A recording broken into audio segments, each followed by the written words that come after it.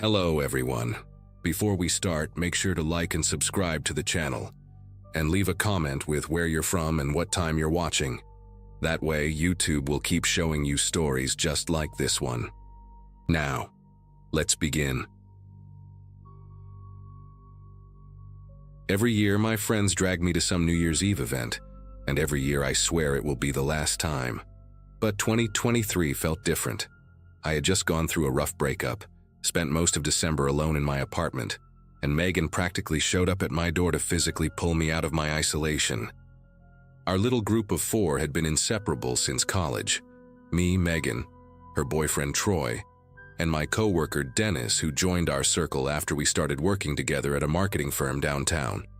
We had all graduated back in 2015, which meant we were hitting that strange phase where half our friends were having babies, and the other half still could not commit to a city.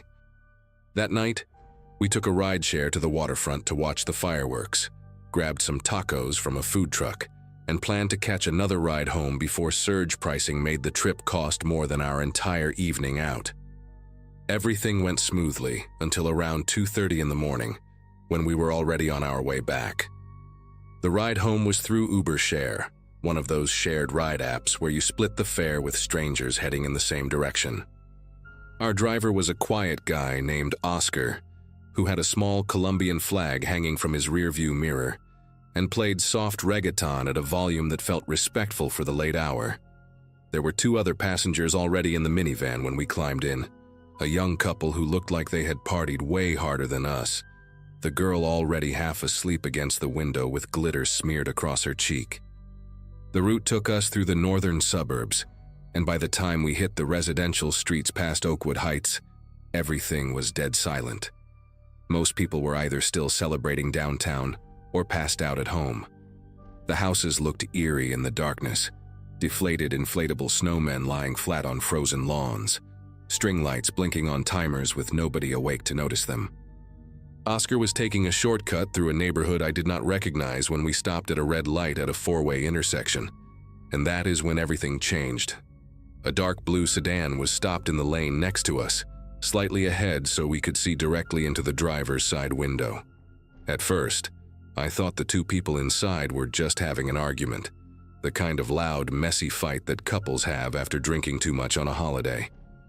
But then the driver's arm came up, and I saw his fist connect with the woman's face. Not a slap, not a shove, a full closed fist punch that snapped her head against the passenger window. Megan gasped beside me, and Troy leaned forward between the front seats to get a better look. The driver hit her again, this time grabbing a fistful of her hair and slamming her head against the dashboard. The woman was not fighting back. She was not even trying to protect herself. Her arms hung limp at her sides like she had already given up, like this was not the first time. I could see blood on her face now, dark and shiny under the streetlight, smearing across the window where her cheek pressed against the glass. Oscar muttered something in Spanish and looked at us through the rearview mirror, his eyes wide with the same disbelief we all felt. Troy did not hesitate. He reached over and slammed his palm against the horn, holding it down for a solid 5 seconds.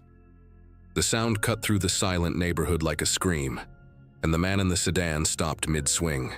His head turned slowly toward our minivan, and I got my first clear look at his face. He was maybe in his 40s, with a thick neck and a shaved head that gleamed under the amber streetlight. His eyes were not wild or crazy like I expected. They were cold, calculated, like he was sizing us up and deciding what to do about the interruption. The light turned green, but nobody moved. For a long, horrible moment, we just stared at each other through the glass. Then his lips curled into something that was not quite a smile, and he raised one finger, pointing directly at our windshield, directly at us, before slowly pulling his car forward and turning right. Dennis already had his phone out, dialing 911 before the sedan even completed the turn. Oscar hit the gas the moment the other car was out of sight, and I felt the minivan lurch forward as we sped through the intersection going straight, putting as much distance as possible between us and whatever we had just witnessed. The young couple in the back row had woken up now, the girl asking in a confused, slurred voice what was happening. Nobody answered her. I was twisted around in my seat, watching the road behind us through the rear window, my heart pounding so hard I could feel it in my throat. For about 30 seconds I thought we were clear. The street behind us stayed empty, just dark asphalt and parked cars and the occasional porch light. Then a pair of headlights swung around the corner. Fast, way too fast. And I knew immediately it was him. He had circled the block. He had come back for us. Dennis was still on hold with 911, the automated message repeating something about high call volume due to the holiday, and I wanted to scream at the recording that someone was about to die tonight if they did not pick up. Oscar was driving faster now, weaving through the residential streets with a focus that told me this was not his first time in a bad situation. The sedan stayed about 50 feet behind us, matching our speed exactly, never falling back and never getting closer. It was like he wanted us to know he was there, wanted us to feel him right on our tail. Troy was trying to get a photo of the license plate through the back window, but between the darkness and the motion, everything came out blurred. Megan had her arm around me, squeezing tight, and I realized I was shaking, not from cold, but from pure adrenaline flooding every part of my body. The streets were completely empty, every house dark, everyone asleep, or passed out from celebrating. We passed a stop sign without even slowing down, and the sedan did the same. Then another. Oscar made a sharp left turn without signaling, tires squealing against the pavement, and for a moment I thought we had lost him. But when I looked back, those headlights were already rounding the corner behind us, steady and patient, like a predator who knew his prey had nowhere to go. The sedan surged forward without warning, closing the gap between us in seconds. I heard Megan scream as the headlights flooded our back window, so bright I had to shield my eyes. He was right on our bumper now, close enough that I could make out his silhouette through the glare. That thick neck, that bald head, one hand on the wheel and the other doing something I could not see. Oscar swerved hard to the right, and the sedan clipped our back corner with a crunch of metal that sent us fishtailing across the empty street. The young couple in the back was fully awake now, the guy yelling questions that nobody had time to answer.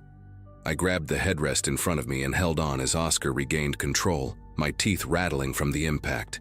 The sedan had fallen back a few car lengths, but I could see a fresh dent in his front bumper gleaming under a streetlight. And I could see him laughing. Actually laughing, his mouth wide open, shoulders shaking with amusement like this was the most fun he had experienced in years. That image burned itself into my memory. A man who beats women in his car, who chases strangers through empty streets at 3 a.m, laughing like he was watching a comedy show. Finally, a voice came through Dennis's phone. A real human voice, tired and stressed but real. He started talking fast, giving our location as best he could, describing the sedan, the assault we witnessed, the chase that was now entering its 5th minute. The dispatcher told us to stay on the line, to keep moving, that units were being sent, but response times were delayed because of the holiday. Delayed. That word hit me like a punch to the chest. We were being hunted through a sleeping neighborhood, and help was delayed. Oscar shouted that he was heading toward the main road, hoping there would be more traffic, more witnesses, maybe even a police car doing a routine patrol. But the residential street seemed endless. Block after block of identical houses with their porch lights off and their curtains drawn. The sedan rammed us again, harder this time, and I heard something crack underneath the minivan, a sound that made Oscar curse loudly in Spanish.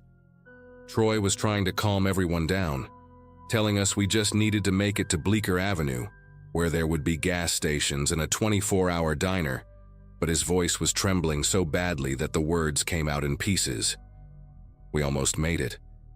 I could see the glow of commercial lights ahead, the familiar red and yellow of a gas station sign rising above the rooftops like a beacon. Oscar pushed the minivan as hard as it would go, the engine whining in protest, and for a few beautiful seconds the sedan fell behind. But then came a sound that made my stomach turn, a rhythmic thumping from somewhere beneath us, getting louder with each rotation of the wheels. The first impact had done more damage than we realized. Oscar was losing control, the steering pulling hard to the left no matter how much he fought it.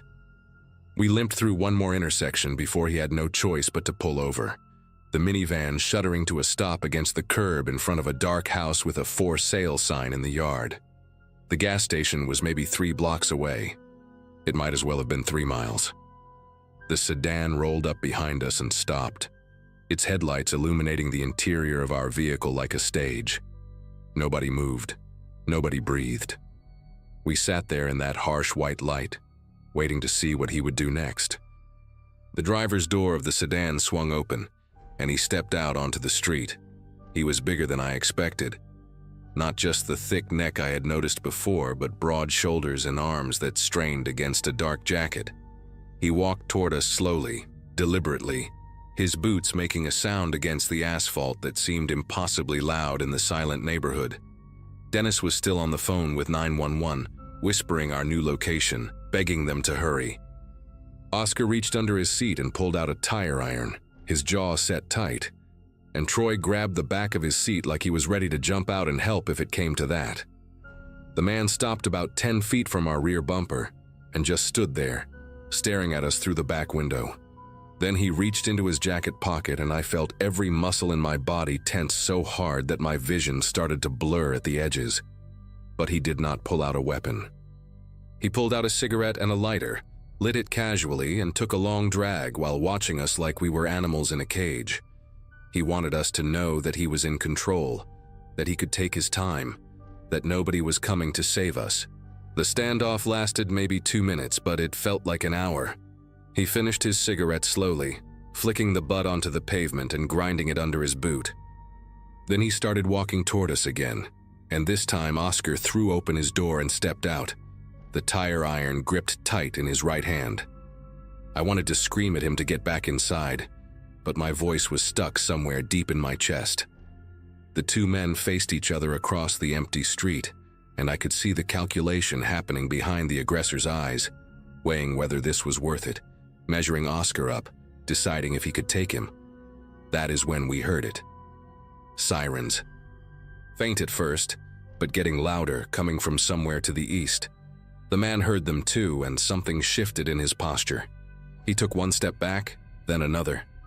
His eyes swept across our minivan one final time, locking onto each of us through the windows like he was memorizing our faces. Then he pointed at us again, that same slow, deliberate gesture from the intersection, and walked back to his sedan.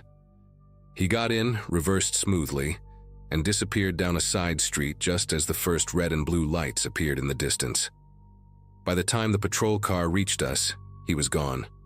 The cops took our statements for almost an hour, parked there on that dark residential street while the sky slowly turned gray with the first hint of dawn. They found the woman from the sedan at a hospital emergency room about 40 minutes later. She had walked in alone, bleeding from a gash above her eyebrow, and refused to say who hurt her. She would not press charges, would not even confirm that she knew the man we described. The police told us this happens more often than people think, that victims protect their abusers for reasons that are complicated and heartbreaking, and that without her cooperation, there was not much they could do. They never caught him. I spent weeks checking news sites, waiting for a story about a bald man with a thick neck arrested for assault or worse, but it never came. Sometimes I still think about that woman, wonder if she got away from him eventually, or if she is still trapped in that car, flinching every time his hand moves. And I think about the way he looked at us through that back window, smoking his cigarette, so patient and calm. He knew exactly what he was doing.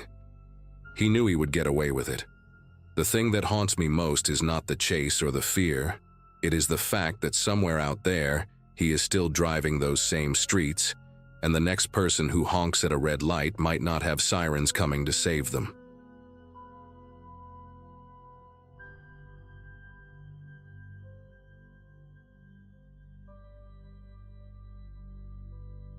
My buddy Nathan texted me on December 28th, asking if the crew was still doing downtown Portland for New Year's Eve.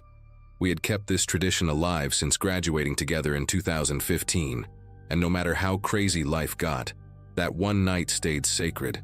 So on December 31st of 2024, 6 of us headed to Pioneer Courthouse Square for the big countdown. Nathan brought his girlfriend, Brooke. Our friend Theo came with his brother, Julian. And I invited Priscilla from my office, who had just moved to Oregon and never experienced the madness of a proper downtown celebration. The energy was electric from the moment we stepped off the MAX train around 10. Thousands of people packed into the square, breath visible in the cold air, everyone buzzing with that particular excitement that only exists in the final hours of a dying year. We found a decent spot near one of the food vendors, close enough to see the stage where a local band was playing covers of classic rock songs that got swallowed by crowd noise. By 11:30, the crowd had tripled. What started as a comfortable gathering transformed into a crushing mass of bodies pressed together so tight, I could feel strangers breathing against my neck. People kept pushing forward toward the stage, and our little group got separated despite our best efforts to hold on to each other. I lost sight of Nathan first, then Theo and Julian vanished somewhere to my left when a wave of people surged past. Priscilla grabbed my arm and shouted something I could not hear over the noise, but within seconds she got pulled away too, her hand slipping from mine like water through fingers. My phone had died an hour earlier because I forgot to charge it before leaving home, which meant I had no way to text anyone or check our meeting spot. The air grew thick and warm despite the freezing December temperature, a strange mix of body heat and alcohol breath and perfume that made my head swim. I needed to get out just for a minute, just enough space to breathe and think and figure out where everyone went. I pushed sideways through the crowd, using my shoulders to carve a path toward the edge of the square. It took almost 10 minutes to move 50 feet, squeezing between couples holding champagne bottles and groups of college kids wearing glittery hats and blowing noisemakers directly into my ears. When I finally broke free from the densest part of the gathering, I found myself near the corner of Southwest Yam Hill and 6th Avenue, where the crowd thinned enough that I could actually extend my arms without touching another person. A small side alley opened up between two older brick buildings, one of them a closed antique shop with iron bars over the windows. I stepped into the mouth of that alley just to catch my breath, leaning against the cold brick wall and letting the winter air fill my lungs. The noise from the square still thundered behind me, but here it felt muffled, distant, like listening to a concert from outside the venue. I checked my watch and saw 11:47 glowing in the dim light. 13 minutes until midnight, and I had no idea where my friends were. That was when the first firework exploded overhead. Someone had jumped the gun on the countdown, sending a burst of red and gold across the sky that lit up the alley in flickering colors. In that brief flash of light, I saw them. About 40 feet deeper into the alley, two men in dark jackets were dragging a woman toward a service door at the back of one of the buildings. She was struggling, her legs kicking against the pavement, one of her heels scraping the concrete as they pulled her. I saw her mouth open wide, saw her body twist and fight, but the boom of the fireworks swallowed whatever sound she made. For a second, I just stood there, my brain trying to process what my eyes were showing me. Another firework went up, this one green and white, and in its glow I saw her face clearly. Young, maybe mid-20s, mascara streaking down her cheeks, pure terror in her eyes. One of the men had his hand clamped over her mouth while the other gripped her arm so hard I could see the fabric of her silver dress bunching under his fingers. I did not think. I just moved. My feet carried me deeper into the alley before my brain could calculate the danger, and I heard myself yelling something like, "Hey, stop," or "Let her go." I cannot remember the exact words because my heart was pounding so loud it drowned out my own voice. The two men stopped and turned toward me. The fireworks kept exploding above us, painting their faces in bursts of color that made them look almost unreal. The one holding her mouth was shorter, stocky, with a shaved head and a neck thick as a tree trunk. The other was taller and leaner, wearing a black beanie pulled low over his forehead. They did not look panicked or surprised. They looked annoyed, like I was a fly buzzing around their dinner. The tall one said something to his partner in a language I did not recognize, then let go of the woman's arm and started walking toward me. His steps were slow and deliberate, almost casual, and that calmness scared me more than if he had charged. He stopped about 6 feet away from me and tilted his head to one side like he was studying an insect. He spoke in accented English, his voice low enough that I had to strain to hear it over the distant roar of the crowd and the ongoing firework bursts. "Wrong place, friend. Turn around. Go back to your party." His hand moved to his jacket pocket, and he pulled the zipper down just enough to show me what was inside. The blade caught a flash of blue light from a firework overhead. A folding knife, already open, the edge gleaming. He did not pull it out or wave it around. He just let me see it, let me understand what would happen if I stayed. Behind him, the stocky one still had the woman pinned, his hand tight over her face, and I could see her eyes fixed on me, wide and desperate, begging me not to leave. My mind raced through options like a slot machine spinning too fast to read. I could run back to the square, try to find a cop, but the police barricades had been set up around the main stage area, and I had seen officers redirecting people away from the side streets to manage the crowd flow. By the time I found someone and explained what was happening and led them back here, these men would be gone. The woman would be gone. The tall man took another step toward me, close enough now that I could smell cigarette smoke on his jacket. "Last chance," he said, and something in his tone told me he meant it. Behind us, the crowd in the square started the countdown. 10, 9, 8, their voices rising in unison like a distant wave. I looked past him at the woman, at the tears streaming down her face, at her fingers clawing uselessly at the stocky man's arm. 7, 6, 5. I thought about my dad, who passed away when I was 19, and how he always said that a man is defined by what he does when no one is watching. 4, 3, 2. The tall man smirked and started to turn back toward his partner, assuming I had made my choice. 1. The sky erupted in a symphony of explosions, a cascade of color and thunder that shook the windows of the buildings around us. And in that moment, while the tall man's attention flickered upward for just a fraction of a second, I grabbed a metal trash can lid leaning against the wall and swung it at his head with everything I had. The lid connected with the side of his skull with a sound I will never forget.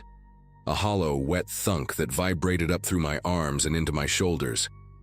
He stumbled sideways, crashing into a stack of wooden pallets, and the knife clattered out of his hand onto the pavement. I did not stop to see if he was getting up. I ran past him toward the stocky one, who had released the woman's mouth to reach for something in his own pocket. She screamed then, a raw and broken sound that cut through even the roar of the fireworks, and threw her elbow backward into his ribs. He grunted and loosened his grip just enough for her to twist free. She fell to her knees on the concrete, scrambling toward me on all fours, her silver dress torn at the hem and her hair wild around her face. I grabbed her arm and pulled her up, already turning back toward the mouth of the alley. But the tall man was on his feet again, blood running down the side of his face, and he had retrieved his knife. He stood between us and the way out, his expression no longer annoyed but something much worse. Focused, predatory, like a hunter who had just decided his prey was worth the effort. The woman clutched my arm so hard her nails dug through my jacket sleeve. "There's another way," she gasped, her voice hoarse from screaming. "I saw it when they brought me in." "A gate at the back leads to the next street." I did not have time to question her. The stocky man had recovered from the elbow to his ribs and was moving toward us now, flanking his partner, trapping us in a pincer. I turned and ran deeper into the alley, pulling the woman with me, our footsteps echoing off the brick walls. The fireworks were still going, burst after burst, lighting up the narrow passage in strobing flashes of red and gold and green. We passed dumpsters overflowing with cardboard boxes, a rusted bicycle chained to a pipe, puddles of something dark I did not want to identify. The alley twisted left, then right, opening into a small courtyard surrounded by the back entrances of closed businesses. A chain-link gate stood at the far end, maybe 7 feet tall, topped with barbed wire that glinted in the intermittent light. The woman pointed at it, her breath coming in ragged gasps. "There, we can climb it." I heard footsteps behind us getting closer, and the sound of the tall man cursing in that language I could not place. I reached the gate first and grabbed the chain link with both hands, testing its strength. It rattled, but held firm. I turned to the woman and cupped my hands together, creating a step for her foot. "Go, I'll boost you over." She hesitated for just a second, looking at me with an expression I could not read. Gratitude, maybe, or disbelief that a stranger would do this for her. Then she put her foot in my hands, and I lifted her up, my arms screaming from the effort as she grabbed the top of the fence and hauled herself over. She cleared the barbed wire somehow, leaving a strip of silver fabric caught on one of the points, and dropped down to the other side with a grunt of pain. I started climbing after her, my fingers hooking through the diamond-shaped gaps in the chain link, my shoes slipping on the metal. I was halfway up when a hand grabbed my ankle and yanked me backward. I lost my grip and fell, landing hard on my back in the courtyard, the impact knocking the wind out of me. The tall man stood over me, knife in hand, blood still dripping from his temple where I had hit him. His partner was right behind him, blocking any chance of escape back the way we came. The tall man crouched down beside me, pressing the flat of the blade against my cheek. I could feel how cold it was, how sharp the edge, and I thought about how strange it was that this might be the last thing I ever felt. "You should have walked away," he said, almost sadly, like he regretted what he was about to do. The fireworks had slowed down now, the grand finale fading into scattered pops and crackles, and I could hear the distant cheering of the crowd celebrating the new year. I was going to die in this dirty courtyard while thousands of people toasted champagne less than 2 blocks away. The stocky man said something to his partner, gesturing impatiently toward the gate where the woman had escaped. They were arguing, I realized. The stocky one wanted to go after her, finish what they started. The tall one seemed more interested in punishing me for interfering. Their disagreement bought me a few seconds, and I used them to scan the ground around me for anything I could use. My hand found a chunk of broken concrete near the base of the wall, about the size of a baseball, with jagged edges that bit into my palm. I did not have a plan. I just knew I was not going to lie there and let them decide my fate. I swung the concrete chunk upward with everything I had left, catching the tall man in the jaw. I heard teeth crack, heard him howl in pain, and then I was on my feet and running. Not toward the gate, but back into the maze of alleys, hoping to lose them in the darkness. My lungs burned and my back throbbed where I had fallen, but I kept moving, turning corners at random, knocking over trash cans behind me to slow them down. I burst out of an alley onto Southwest Stark Street and nearly collided with a group of drunk partygoers stumbling toward their ride. "Call 911, I shouted at them, not stopping to explain, and then I saw something beautiful. 2 police officers on bicycles, stationed at the corner to manage pedestrian overflow from the main event. I ran toward them, waving my arms, screaming about the woman and the men and the knife. They must have thought I was crazy at first, some drunk guy having a breakdown, but something in my face convinced them to take me seriously. One of them radioed for backup while the other followed me back toward the courtyard, and by the time we got there, the 2 men were gone, vanished into the night like they had never existed at all. The police found the woman 2 blocks away, sitting on the curb outside a late-night diner, shaking and crying but alive. Her name was Valerie, and she told the officers that the men had grabbed her outside a bar on Southwest Alder Street while she was waiting for her Uber. She had been at a party with co-workers, stepped out alone to get her ride, and within seconds they had her.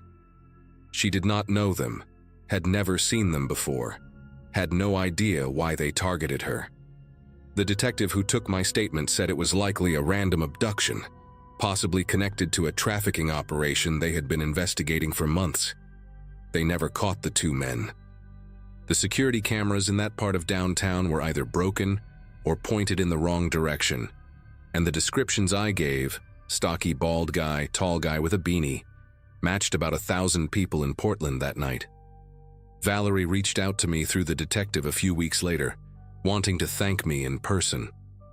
We met at a coffee shop in the Pearl District, and she brought me a gift card and a handwritten note that I still keep in my desk drawer. She told me she had nightmares every night, that she could not walk down the street alone anymore, that she had moved back in with her parents in Beaverton because she could not stand being in her apartment by herself.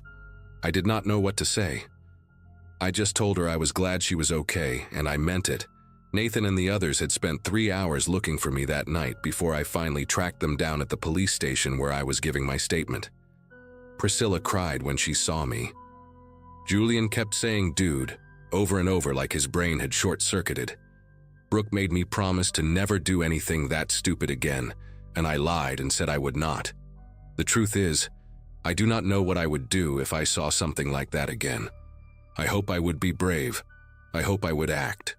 But I also know now what it feels like to have a knife pressed against your face, to feel completely certain that you are about to die, and that knowledge changes you in ways you cannot explain. It has been almost a year now. I still go downtown sometimes, still walk past that alley on Southwest Yamhill. The antique shop is a smoothie place now. The courtyard got cleaned up and turned into a small parking lot. There is no sign that anything ever happened there. No memorial, no marker. Just concrete and brick and the ordinary flow of people going about their lives. But every time I pass it, I think about Valerie. I think about those 2 men, still out there somewhere. And I think about what my dad said, that a man is defined by what he does when no one is watching. On New Year's Eve of 2024, in a dark alley while the whole city looked up at the sky, I found out what kind of man I am. I just wish the answer did not still keep me awake at night.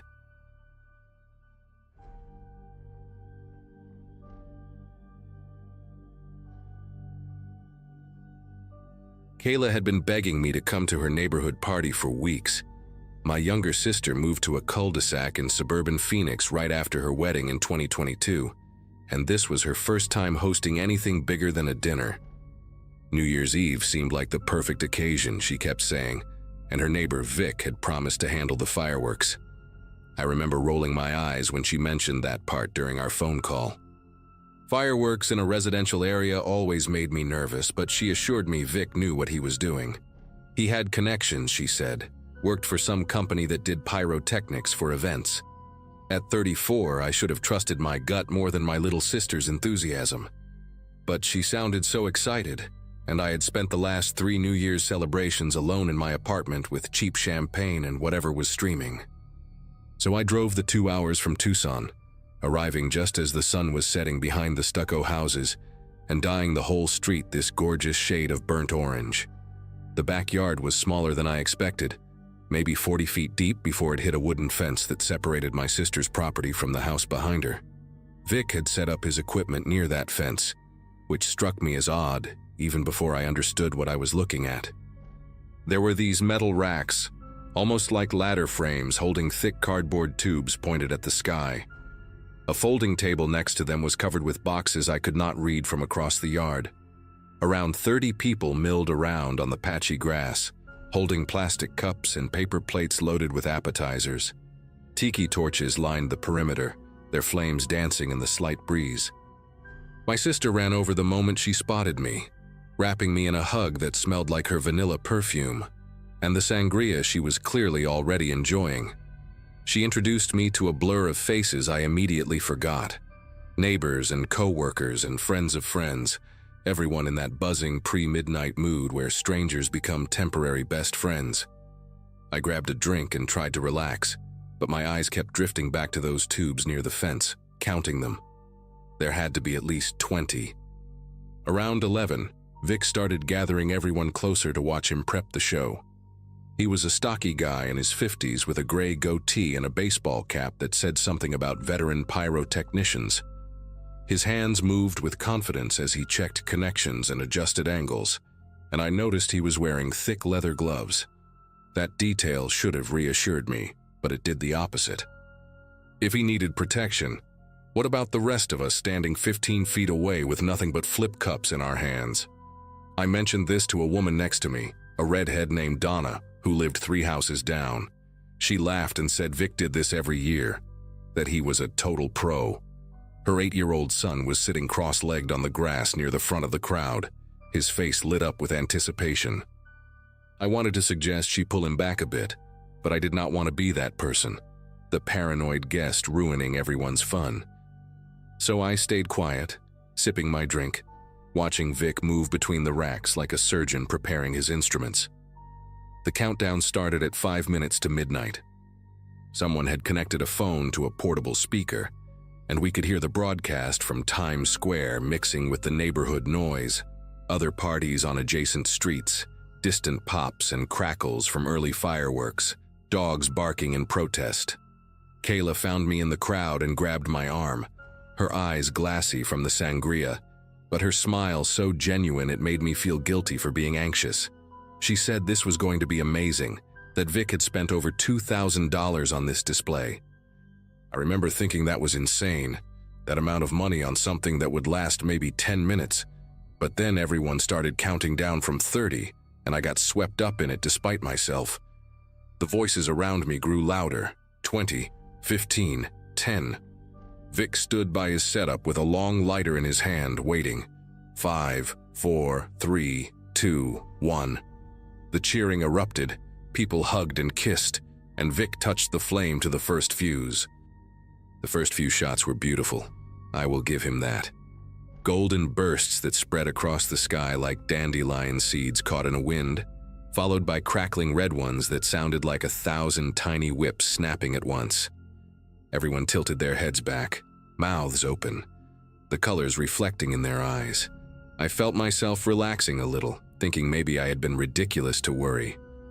Vic moved along the rack with practiced ease, lighting fuses in sequence, stepping back to admire his work before moving to the next. The show was synchronized in a way that felt almost musical, the explosions building on each other in rhythm. I pulled out my phone to record a clip for my social media, something I rarely did, but the display was genuinely impressive. Then came a deeper boom, one of those big mortars that shake your chest from the inside. A purple flower bloomed overhead, and everyone gasped and applauded. Vic raised his fist in triumph. That was when I noticed the rack on the far left had started to tilt. It happened so fast that my brain almost refused to process it. The metal frame leaned maybe 5 degrees, then 10, and before anyone could react, one of the tubes fired. Not up, but sideways, almost parallel to the ground. The mortar shot across the yard like a flaming comet, trailing sparks and smoke, and slammed into the wooden fence about 3 feet to my right. The explosion was nothing like the ones in the sky.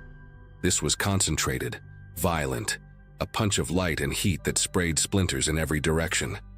Someone screamed, a sound that cut through the ringing in my ears. I stumbled backward and collided with a man I did not know, both of us nearly falling onto a knocked-over lawn chair. When I looked up, the rack had tilted further, and I could see the next tube in line, its fuse already burning down. It was pointing directly at the crowd. I do not remember making the decision to scream. The sound just ripped out of me, raw and primal. A single word repeated over and over. Move, move, move. People were already stumbling in different directions, but most of them had no idea what was happening. The sky was still exploding with color from the other racks that had not fallen, and the noise was so overwhelming that my warning barely carried. I grabbed the arm of the person closest to me, an older man with a white beard who looked completely disoriented, and yanked him toward the sliding glass door that led into the house. The second mortar fired just as we moved. I heard it more than saw it, a whooshing hiss followed by an impact somewhere behind us. Glass shattered, one of the tiki torches maybe, or a window. The old man tripped on a cooler and went down hard, pulling me with him. My knees hit the concrete patio, and the pain was sharp and immediate. But I forced him up because I could hear another fuse crackling in that terrible countdown rhythm. The backyard had descended into absolute chaos. Folding chairs were everywhere, knocked over by people trying to flee in every direction at once. I saw Donna sprinting toward the side gate with her son in her arms, his face buried against her shoulder. Someone was crying, a high-pitched keening sound that mixed with the ongoing explosions overhead. Vic was shouting something I could not understand, waving his arms near the fallen rack like he could somehow will it back into position. Another mortar launched from the tilted frame, and this one went low and fast, skipping off the grass before detonating against the back wall of the house. Stucco crumbled and rained down in chunks. A window on the second floor shattered outward, spraying glass onto the crowd below. I felt something sting my forearm and looked down to see blood, a thin line where a shard had sliced through my skin. The pain was distant, unreal. All I could think about was finding Kayla. I spotted her near the back door, crouched behind an overturned patio table with 2 other women. Her eyes found mine across the yard, and even in the strobing light of the fireworks still launching from the upright racks, I could see how terrified she was. Her mouth was forming my name, but no sound reached me through the cacophony. I started moving toward her, staying low, weaving between abandoned chairs and spilled drinks. The grass was slick with something, beer maybe, or the sangria from a shattered pitcher. My foot caught on a power cord and I nearly went down again, catching myself on the edge of a plastic table at the last second. Another mortar fired from the fallen rack, and I watched it arc sideways into the neighbor's yard. The explosion lit up the fence line, and I heard a woman over there start screaming in Spanish. The whole neighborhood was awake now, porch lights flicking on up and down the street, but nobody could help us.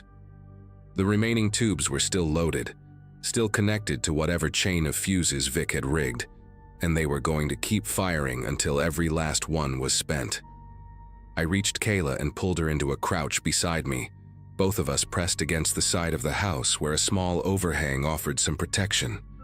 Her whole body was trembling, and when she grabbed my hand, her fingers were ice cold despite the warm Arizona night.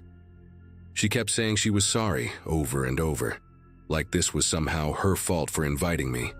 I told her to stop, that we needed to focus, that we needed to get inside the house. The sliding glass door was maybe 15 feet away, but crossing that open space felt like crossing a minefield. I counted the tubes I could still see on the fallen rack. 4, maybe 5. It was hard to tell in the chaos. Each one was a bomb waiting to go off in a random direction. Vic had finally backed away from the equipment, his face pale and slack, all that earlier confidence completely gone. He was just standing there, frozen, while people ran past him toward any exit they could find. I wanted to scream at him, to ask him what kind of professional lets something like this happen, but there was no time. The next fuse was already sparking. I grabbed Kayla by the wrist and we ran. Not toward the sliding door anymore. There were too many people crowding that entrance, pushing and shoving in blind panic. Instead, I pulled her along the side of the house, toward the narrow gate that led to the front yard. The space between the house and the fence was barely wide enough for us to move single file, and I could feel the heat from the explosions radiating off the stucco wall beside me. Another mortar fired behind us and the sound was deafening, a crack followed by a roar that seemed to vibrate through my entire skeleton. Something whizzed past overhead, trailing orange sparks. We burst through the gate and stumbled onto the front lawn just as the last few tubes emptied themselves into the night. From this angle, I could see the damage clearly. The scorched fence, the blackened patch of grass, the smoke pouring from a hole in the side of the house where one of the mortars had punched through. Fire was licking at the edges of that hole, small but growing. Someone was already on the phone with 911. Sirens wailed in the distance, getting closer. The aftermath felt like waking up from a nightmare only to find out everything was real. Paramedics treated 7 people for burns, cuts, and smoke inhalation.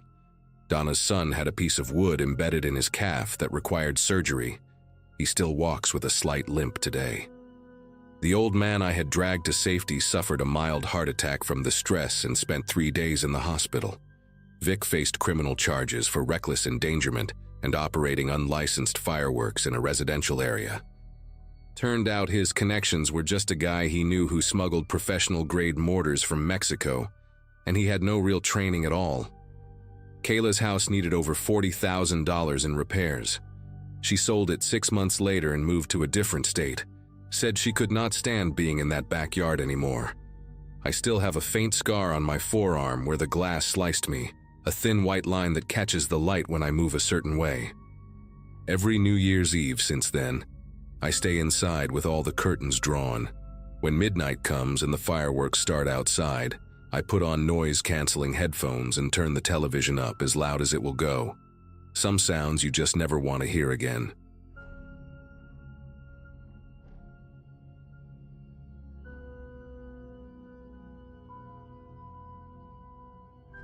January 1st, 2024, started with my pager going off at 6 in the morning. Volunteer firefighting in rural Hendricks County, Indiana had been part of my life for about 3 years at that point, long enough to have seen my share of car wrecks, kitchen fires, and the occasional barn collapse. My wife Shelley groaned next to me in bed, still half asleep from the New Year's Eve party we had hosted the night before. I kissed her forehead, threw on my gear, and drove my pickup through the frozen darkness toward State Road 39. The dispatcher said it was a single-vehicle accident. SUV versus a drainage ditch. Possible entrapment. Standard stuff for icy roads and hungover drivers who thought they could make it home after celebrating too hard. Having just turned 34 the previous month, I figured I had seen enough of these calls to know exactly what to expect. I remember thinking I would be back in time for breakfast with the kids. When I arrived at the scene, the sun was just starting to bleed pink and orange across the flat Indiana farmland. The SUV, a dark green Ford Explorer, maybe 2018 model, had gone off the road and flipped into the frozen ditch at an ugly angle. Chief Randy Bowman was already there with his truck, along with 2 other volunteers, Cliff Sanger and a newer guy named Pete, who had joined us maybe 6 months prior. The driver was out of the vehicle, sitting on the frozen ground about 15 feet away from the wreck, and I could see blood running down the side of his face even from a distance. He was a white male, maybe mid-40s, wearing a heavy coat and jeans, and he was rocking back and forth slowly like a man in shock. I grabbed my medical bag and started walking toward him, but something about the way Chief Bowman was standing near the SUV made me pause. He had this look on his face, not panic, but something close to confusion mixed with concern, and he waved me over before I could reach the injured driver. "Garrett, come take a look at this," Randy said in a low voice as I approached. He was shining his flashlight into the back of the overturned Explorer, illuminating the cargo area through the shattered rear window. The vehicle was resting on its roof, so everything inside had collapsed downward in a mess of broken glass, loose items, and what looked like camping gear. But there was something else in there too. Something large, wrapped in a blue tarp and secured with bungee cords. The shape was unmistakable even before my brain fully processed what I was seeing. It was roughly 6 feet long, narrower at one end than the other, and the tarp had partially come loose during the crash, revealing what looked like a bare human foot sticking out from beneath the plastic. Pale, waxy, with toenails that had been painted a dark shade of red. I took a step back without meaning to, my boots crunching against the frozen gravel. Randy grabbed my arm and pulled me aside, away from the vehicle, his breath coming out in thick white clouds. "I already called dispatch," he whispered. "Sheriff's on the way, but that's going to be at least 30 minutes, maybe more with these roads." I looked back at the driver, who was still sitting on the ground in that slow rocking motion, blood dripping from a gash somewhere above his hairline. Pete had approached him now and was trying to get him to respond to questions, but the man seemed completely unaware of his surroundings. His eyes were open but vacant, staring at nothing in particular, and his lips were moving slightly like he was talking to himself. Cliff jogged over to where Randy and I were standing, his face flushed from the cold. "What's the situation with the vehicle? We need to check for other passengers or—" Randy cut him off with a sharp shake of his head. "Nobody touches that SUV until the sheriff gets here.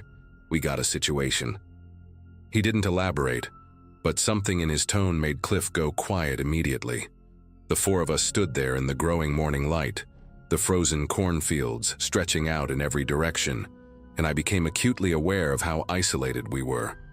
The nearest farmhouse was probably half a mile away, and there wasn't another vehicle in sight on the long, straight ribbon of State Road 39. Just us, the overturned Explorer, the bleeding man, and whatever was wrapped in that blue tarp. I told Randy I should at least try to treat the driver's head wound before he bled out or went into shock, and he agreed with a reluctant nod. As a volunteer firefighter with EMT basic certification, stabilizing injured people was part of the job, even when those people might be involved in something criminal. I grabbed my kit and walked over to where Pete was crouching beside the man, trying unsuccessfully to get him to make eye contact. Up close, I could see the driver more clearly now. He was probably 45 or 50, with a thick build and rough hands that suggested manual labor. Construction, maybe, or farm work. His face was weathered and lined, his hair cut short and streaked with gray, and there was a small scar running through his left eyebrow that looked old, maybe decades old. The gash on his head was about 2 inches long, bleeding steadily but not catastrophically, located just above his right temple. I introduced myself, told him I was there to help, and asked if he could tell me his name. He didn't respond. His lips kept moving in that silent mutter, and when I leaned closer to try to hear what he was saying, I caught fragments of words that didn't quite connect, something about not supposed to be here, and she made me promise.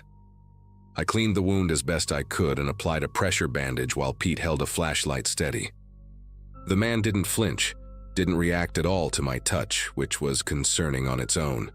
Head injuries can do strange things to people, and I had seen accident victims act completely detached from reality before, their brains struggling to process trauma. But there was something different about this guy, something in the way he held his body, rigid, almost defensive, like he was bracing for an attack that hadn't come yet. When I finished with the bandage, I tried again. "Sir, can you tell me what happened? Were you driving alone?" For the first time, his eyes focused, locking onto my face with an intensity that made me want to lean back. His pupils were uneven, which suggested a concussion, but there was awareness behind them now. Real, frightened awareness. "You can't look in there," he said, his voice hoarse and cracked. "Please, you have to understand. You can't look in there." I kept my voice calm, professional, the way we were trained. "Sir, we've already seen what's in the vehicle. The sheriff is on his way. Right now, I need to make sure you're okay." His face crumpled, and for a moment I thought he was going to cry. Instead, he grabbed my wrist with a grip that was surprisingly strong and pulled me closer, his breath sour and metallic from the blood he had swallowed. "She was already dead," he whispered. "I swear to God she was already dead when I found her." I pulled my wrist free and stood up, my heart beating faster than I wanted to admit. Randy had walked over during the exchange and heard the last part, his expression hardening into something unreadable. "Found her where?" he asked, his voice flat and controlled.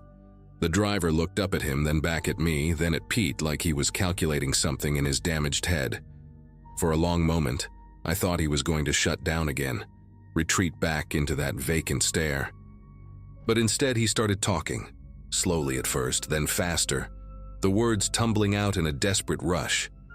He said his name was Vernon Hatch, that he lived about 40 miles north in a town called Frankfort, that he worked as a groundskeeper at a private cemetery outside of Lafayette.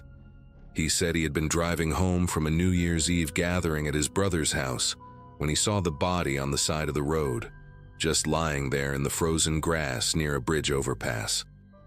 A woman, young, maybe late 20s, wearing nothing but a thin dress despite the freezing temperature. He said he stopped to check on her and realized immediately that she was dead. No pulse, no breath, her skin already cold and stiff. He panicked. He didn't know why, couldn't explain it even to himself, but something in his brain told him that if he called the police, they would blame him. So he wrapped her in a tarp he had in his truck, loaded her into the back of his SUV, and started driving with no clear destination in mind. That was when he hit the ice patch and lost control. None of us said anything for a long moment after he finished. The sun was fully up now, casting long shadows across the frozen landscape, and I could hear the distant sound of a truck engine somewhere down the road. Vernon Hatch sat there on the frozen ground, his bandaged head drooping, his hands trembling in his lap. His story was insane, the kind of thing that sounded like a lie specifically because no rational person would ever do what he claimed to have done. But there was something in his voice, in the way his eyes kept darting toward the overturned Explorer, that made me wonder. I had dealt with liars before, people who caused accidents and tried to blame road conditions or other drivers or mechanical failures. They usually had a smoothness to them, a practiced quality to their excuses. Vernon didn't have that. He sounded like a man who had made a catastrophic decision in a moment of panic and was only now realizing the full weight of what he had done. Randy crouched down in front of him, his knees popping in the cold air. "You're telling me you found a dead woman on the side of the road, and instead of calling 911, you decided to put her in your vehicle and drive away?" Vernon nodded miserably. "I know how it sounds, I know, but I'm telling you the truth. I didn't hurt her. I didn't even know her. She was just lying there and I didn't know what to do." The sound of the approaching engine grew louder, and I turned to see a Hendricks County Sheriff's cruiser coming down State Road 39, its lights flashing but no siren. Behind it, maybe a quarter-mile back, I could see what looked like an ambulance. Relief washed through me. This was no longer our problem to figure out. Whatever Vernon Hatch had done or hadn't done, it was about to become a matter for people with badges and investigative authority. Deputy Connie Russo stepped out of the cruiser, a tall woman in her early 50s with short gray hair and a face that looked like it had seen every kind of human ugliness over a long career. She took in the scene with quick, practiced eyes. The overturned SUV, the injured man on the ground, the four of us standing around in our firefighter gear looking like we had just witnessed something we couldn't quite process. Randy walked over to meet her, and I watched them have a brief, intense conversation, their breath fogging in the cold air. Deputy Russo's expression didn't change, but I saw her hand move to rest on her holster as she glanced toward Vernon. She said something into her radio, then walked over to where he was sitting and crouched down in front of him, her posture calm but alert. I couldn't hear what she said to him, but I saw Vernon start talking again, his hands gesturing weakly as he repeated his story. The paramedics arrived and started working on Vernon while Deputy Russo walked over to the SUV with Randy and shined her flashlight into the cargo area. I stayed back with Pete and Cliff, the three of us watching in silence as she examined the blue tarp and its contents. After a few minutes, she stood up and made another radio call, her voice too low for me to hear the words, but her tone unmistakably serious. More units were coming. I could tell that much from the way she kept looking down the road, waiting. Pete lit a cigarette with shaking hands and offered me one, but I shook my head. "You think he's telling the truth?" he asked quietly. "About finding her like that?" I didn't have an answer. The whole situation felt surreal, like something from a crime documentary rather than a Tuesday morning in rural Indiana.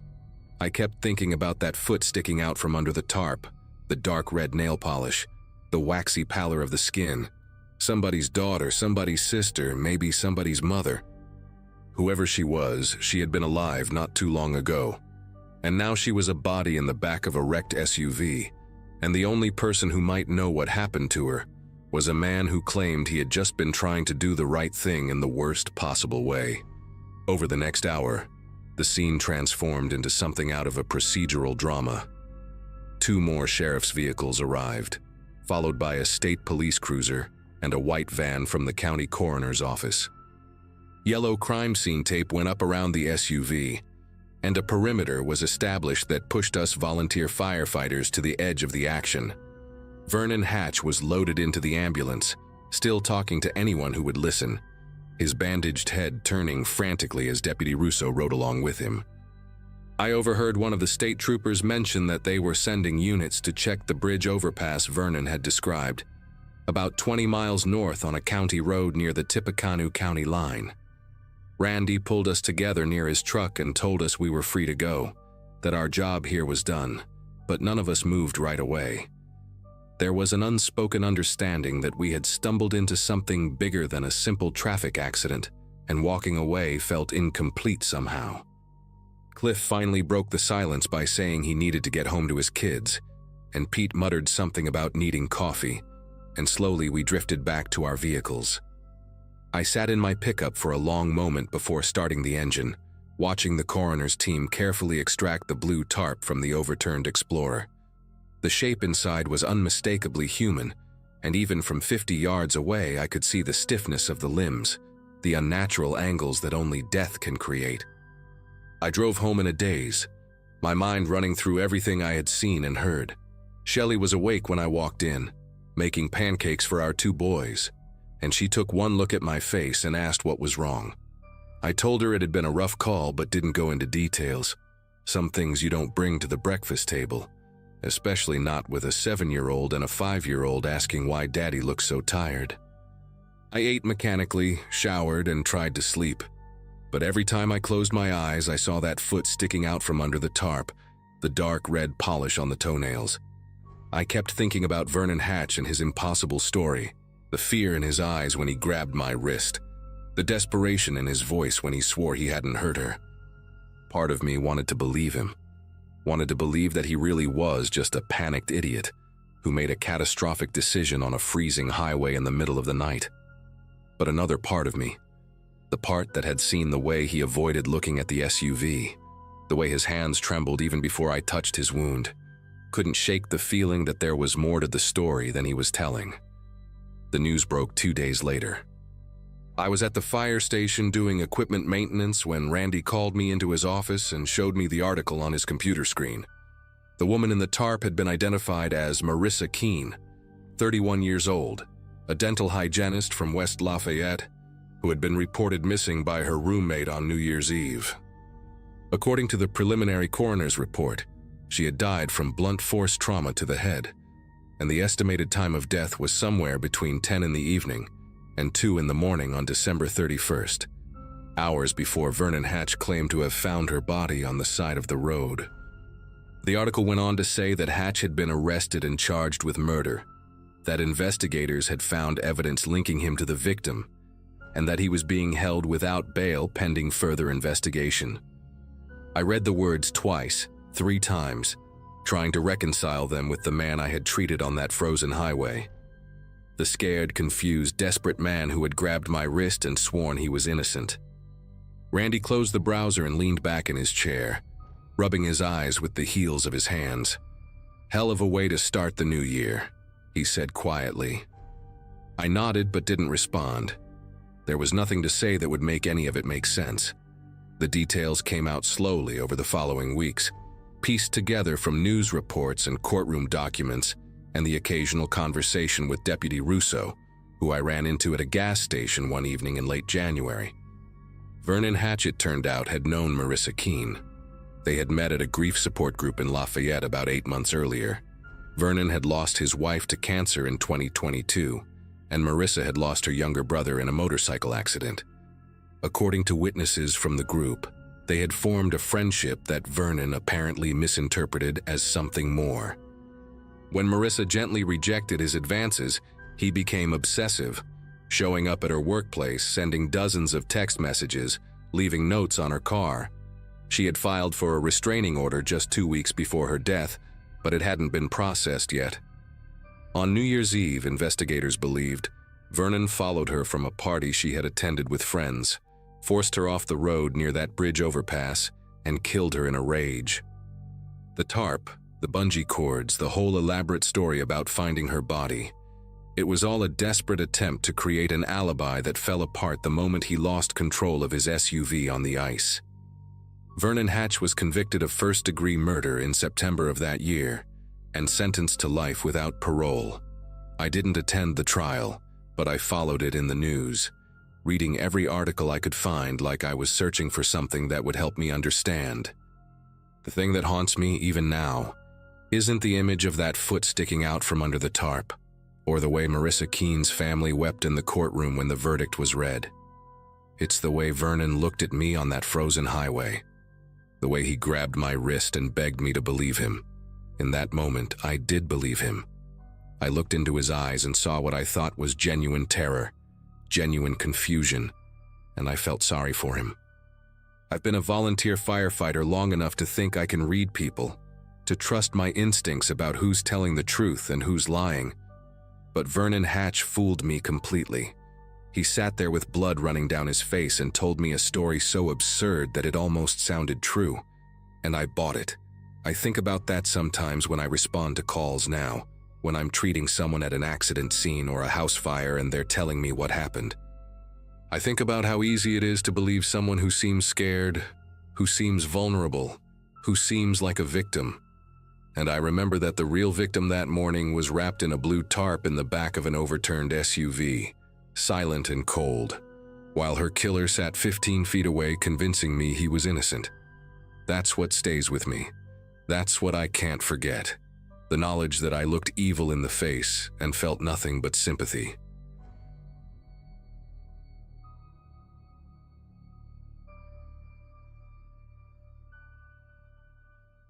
Celebrating my birthday on December 31st always felt like a blessing and a curse. On one hand, the whole world throws a party. On the other, good luck getting anyone to focus on you when fireworks and champagne are involved. By 2024, after graduating college in 2017 and spending years building a career in marketing, I figured I deserved one night of real celebration. My friend Heather had been raving about this upscale nightclub downtown called Velour for months. One of those places where the cocktails cost $20 and the bouncers wear earpieces like Secret Service agents. She convinced me that ringing in the new year there would be the perfect way to mark another trip around the sun. I spent $200 on a sequined dress and another $50 on heels I could barely walk in. Heather picked me up around 10, and we arrived just as the line was wrapping around the block. The bass from inside vibrated through the concrete, and I remember thinking this was exactly what I needed. The interior of Velour matched every expectation I had built in my head. Crystal chandeliers hung from vaulted ceilings, casting prismatic light across a dance floor packed with bodies moving in synchronized chaos. VIP sections were roped off with velvet, occupied by people who looked like they belonged in magazine spreads. Heather grabbed my wrist and pulled me toward the main bar, where 3 bartenders in matching black vests were shaking cocktails like performers. I ordered a single vodka cranberry, my only drink of the night, wanting to stay sharp enough to actually remember the countdown. Heather disappeared into the crowd around 11, chasing after some guy she recognized from her spin class, and I found a spot near one of the tall tables overlooking the dance floor. The music was loud, the energy electric, and I felt genuinely happy for the first time in months. I checked my phone, saw it was 11:42, and started scanning the room for Heather so we could find a good spot for midnight. That was when a man in a server uniform approached my table carrying a tray with a single champagne flute. He was tall, maybe 6'2", with a shaved head and a jawline sharp enough to cut glass. His uniform matched the other staff members perfectly: black vest, white dress shirt, even the little gold pin on his collar that said Velour in cursive script. He smiled and placed the glass in front of me, leaning in close to be heard over the music. "Complimentary champagne for the countdown," he said, gesturing vaguely toward the bar. I thanked him without a second thought. This was exactly the kind of thing upscale clubs did, especially on New Year's Eve. He nodded once and disappeared into the crowd before I could even ask if he had seen a redhead in a green dress, which was Heather. The champagne looked expensive, with tiny bubbles rising in perfect columns, and I brought it to my lips without hesitation. The first sip tasted slightly bitter, which I attributed to whatever high-end brand they were pouring. I took another small sip and set the glass down, turning my attention back to the dance floor. 11:47. The DJ was building toward something, layering beats that made the whole room pulse like a single living organism. I felt a wave of dizziness wash over me, subtle at first, like standing up too fast. I gripped the edge of the table and blinked hard, trying to focus. The light seemed brighter, the music louder, and the faces around me started to blur at the edges. My legs felt heavy, as if someone had filled my shoes with wet sand. I had experienced tipsy before, and this was not that. 1 vodka cranberry and 2 sips of champagne should not have done this to me. My vision started narrowing, the periphery going dark like someone was slowly closing curtains on either side of my eyes. I fumbled for my phone, but my fingers felt thick and clumsy, disconnected from my brain. I needed to move. I needed to find Heather, find a security guard, find anyone who could help me. I pushed myself away from the table and immediately stumbled, catching myself on the arm of a stranger who barely glanced at me, before turning back to his conversation. The room was spinning now, not dramatically like in movies, but in slow tilts that made every step feel like walking on a ship in rough waters. I aimed for the restrooms, remembering they were near the back hallway, past the second bar. People bumped into me constantly, too absorbed in their own celebrations to notice a woman struggling to stay upright. The countdown clock on the main screen showed 11:51, 9 minutes until the new year. 9 minutes until everyone would be screaming and kissing and completely oblivious to anything else happening around them. I made it maybe 20 feet before two men appeared on either side of me, one grabbing my elbow and the other placing a hand on my lower back. "Hey, there she is," the one on my left said loudly, his voice carrying a practiced cheerfulness that made my stomach turn. "We have been looking everywhere for you." He was shorter than the man who gave me the champagne, stocky with a thick neck and a goatee that looked like it had been drawn on with a marker. The other one was younger, maybe mid-20s, with sandy hair and a polo shirt that screamed fraternity alumni. They moved in perfect coordination, guiding me toward the back of the club like they had done this 100 times before. I tried to pull away, but my arm felt like it belonged to someone else. "She always does this," the younger one said to a couple who glanced our way, shaking his head with an exasperated smile. "Too much champagne, you know how it is." The couple laughed and returned to their drinks. Nobody questioned it. Nobody asked if I was okay. It was New Year's Eve, and everyone assumed I was just another drunk girl being helped home by her friends. Somewhere deep in the fog, clouding my brain, a survival instinct kicked in. I remembered reading somewhere that you should make a scene, be loud, be difficult, because predators rely on compliance. I planted my heels into the floor as hard as I could, which was not very hard given my condition, and let out a sound that was meant to be a scream, but came out more like a strangled moan. The stocky one tightened his grip on my elbow, his fingers digging in hard enough to leave bruises I would find the next morning. "Easy now," he muttered close to my ear, his breath hot and smelling like whiskey. "You are making a scene." I saw the restroom sign glowing maybe 15 feet ahead and made a decision. I went completely limp, letting my body drop like dead weight. The move caught them off guard, and for a split second their grip loosened. I threw myself sideways, crashing into a group of women in matching silver dresses who shrieked and spilled their drinks everywhere. The chaos gave me just enough cover to crawl on my hands and knees, toward the bathroom door. I do not remember pushing the door open. I do not remember locking myself in the handicap stall at the far end. What I remember is pressing my back against the cold tile wall and fumbling with my phone, my vision swimming so badly that the screen looked like it was underwater. I managed to pull up the number for the club, which I had saved earlier in case Heather and I got separated. A woman answered on the third ring, barely audible over the music bleeding through the line. "I need security," I said, or at least I tried to say. The words came out slurred and broken. "Someone drugged me. 2 men, trying to take me out." There was a pause, then her voice sharpened. "Where are you right now?" "Bathroom," I managed. "Back hallway." "Stay there," she said. "Do not move. Do not open the door for anyone except security. They will knock 3 times and say the word midnight." I slid down the wall until I was sitting on the floor, my sequined dress bunched up around my thighs, and I waited. The bathroom door opened twice while I sat there. The first time, I heard heels clicking on tile and 2 women laughing about someone named Brad who had apparently kissed the wrong girl at the bar. They fixed their makeup, complained about the line, and left without ever knowing I was 10 feet away fighting to stay conscious. The second time was worse. The door creaked open slowly, and there were no voices, no heels, just the soft thud of flat shoes on tile. I held my breath, which was difficult because my lungs felt like they were wrapped in plastic.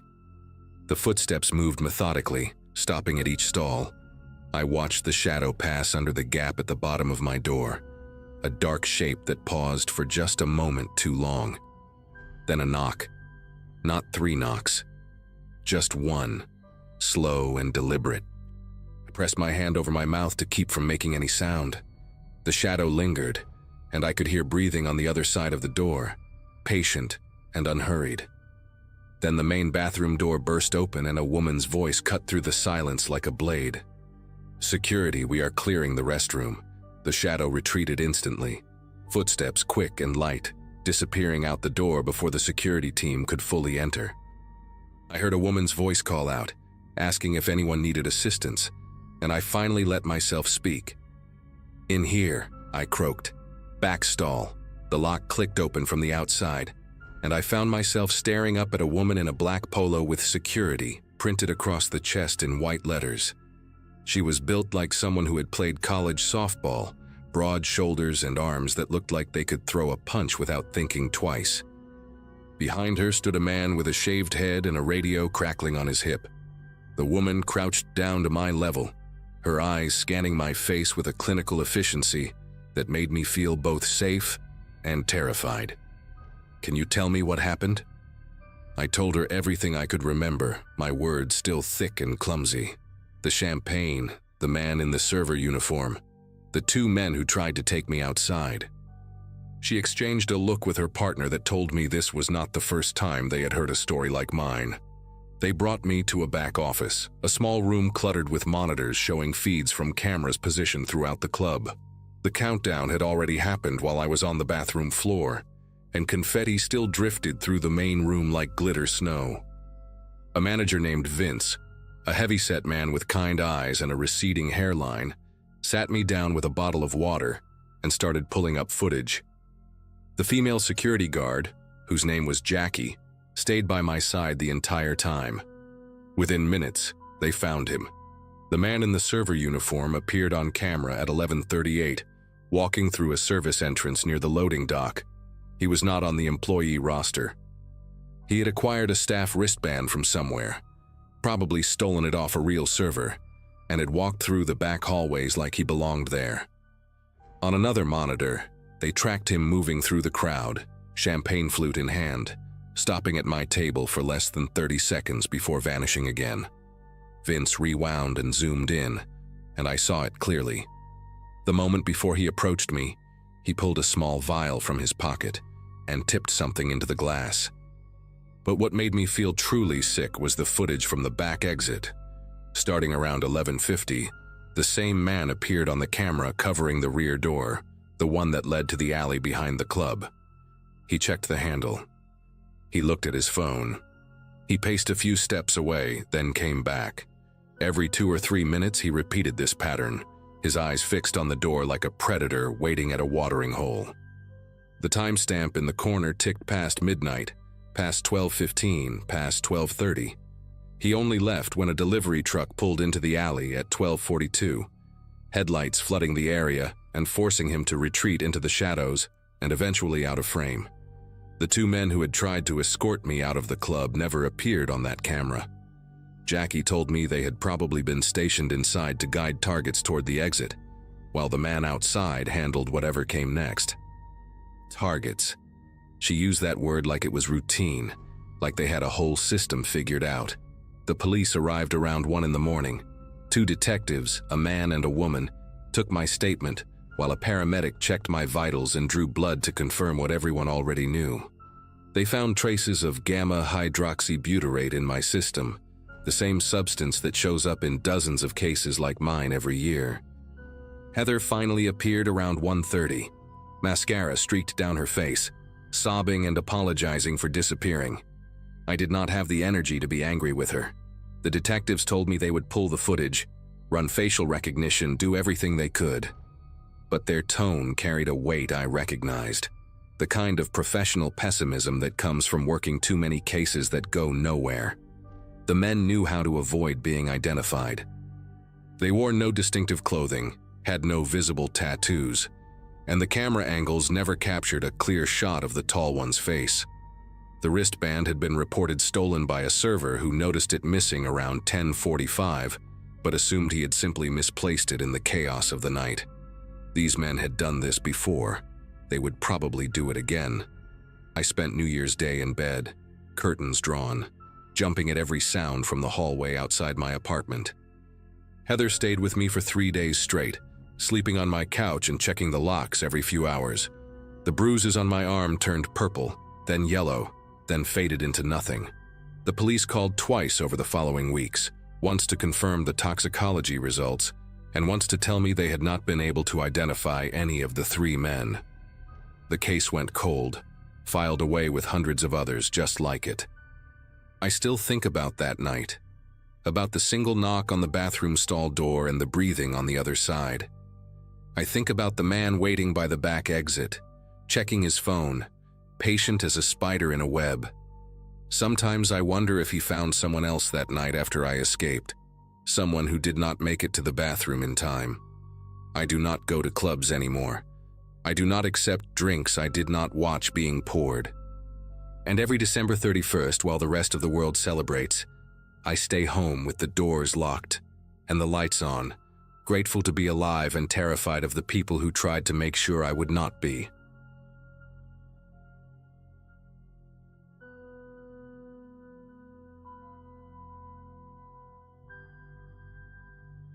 New Year's Eve has always been my excuse to stay indoors.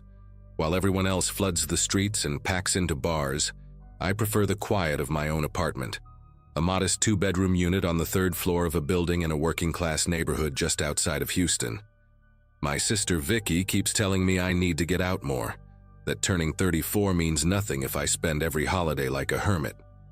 But after 10 years working as an HVAC technician, crawling through attics and dealing with people's broken units all day, the last thing I want is to squeeze into some overcrowded venue with strangers screaming in my ear. That Wednesday night, December 31st, 2023, felt like any other quiet celebration to me.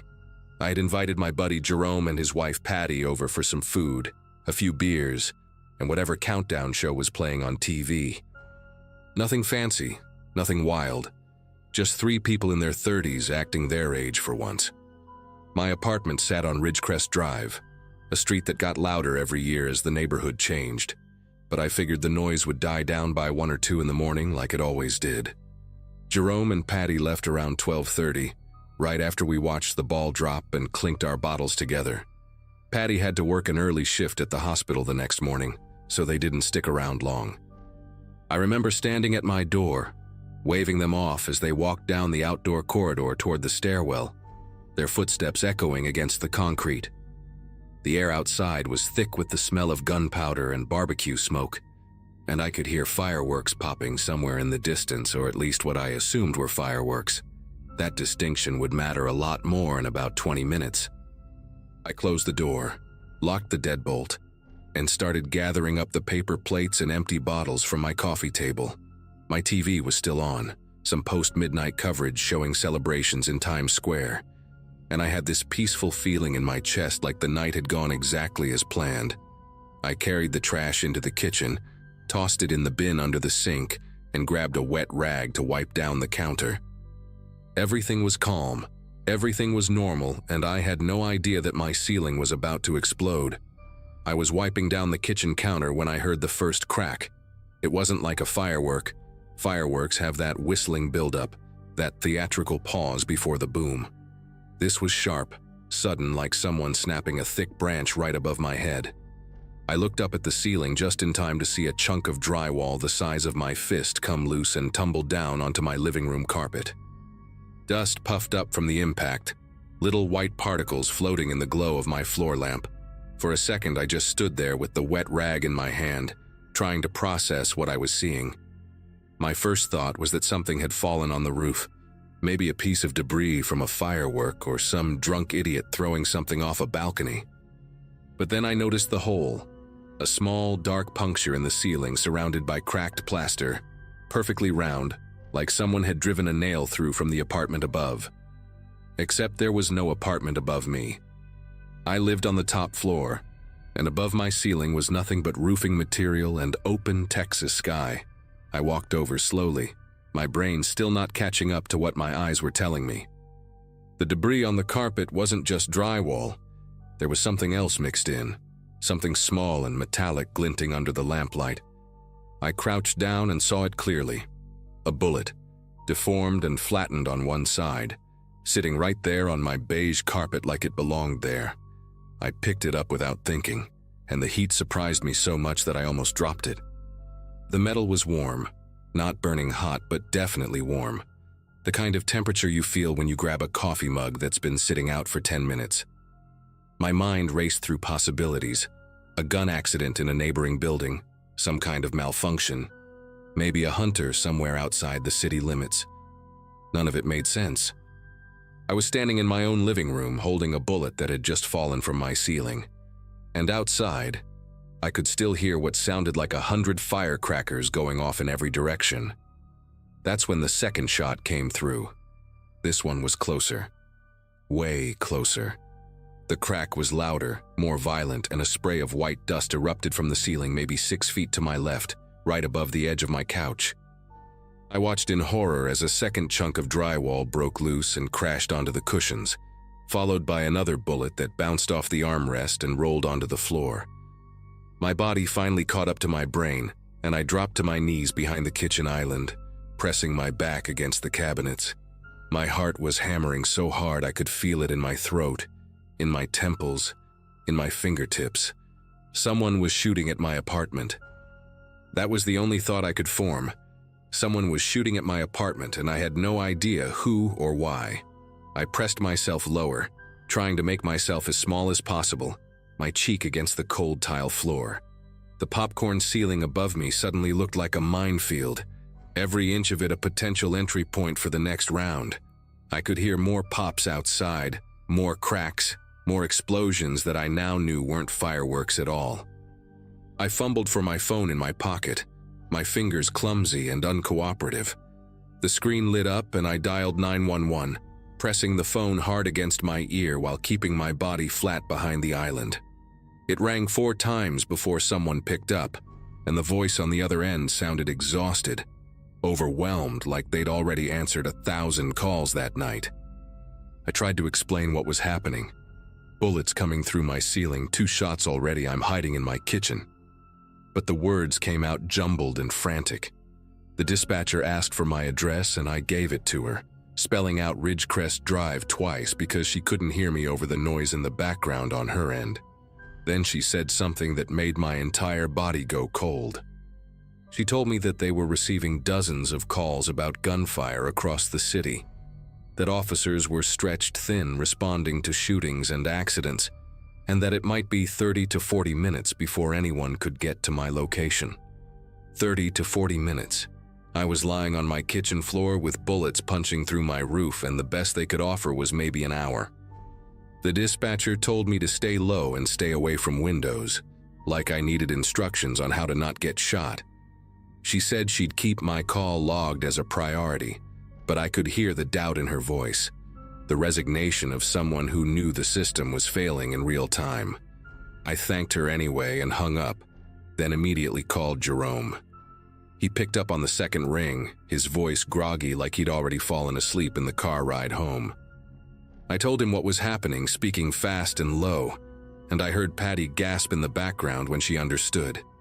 Jerome wanted to come back, wanted to drive over right then. But I told him no. The streets were chaos. People were firing guns into the air everywhere.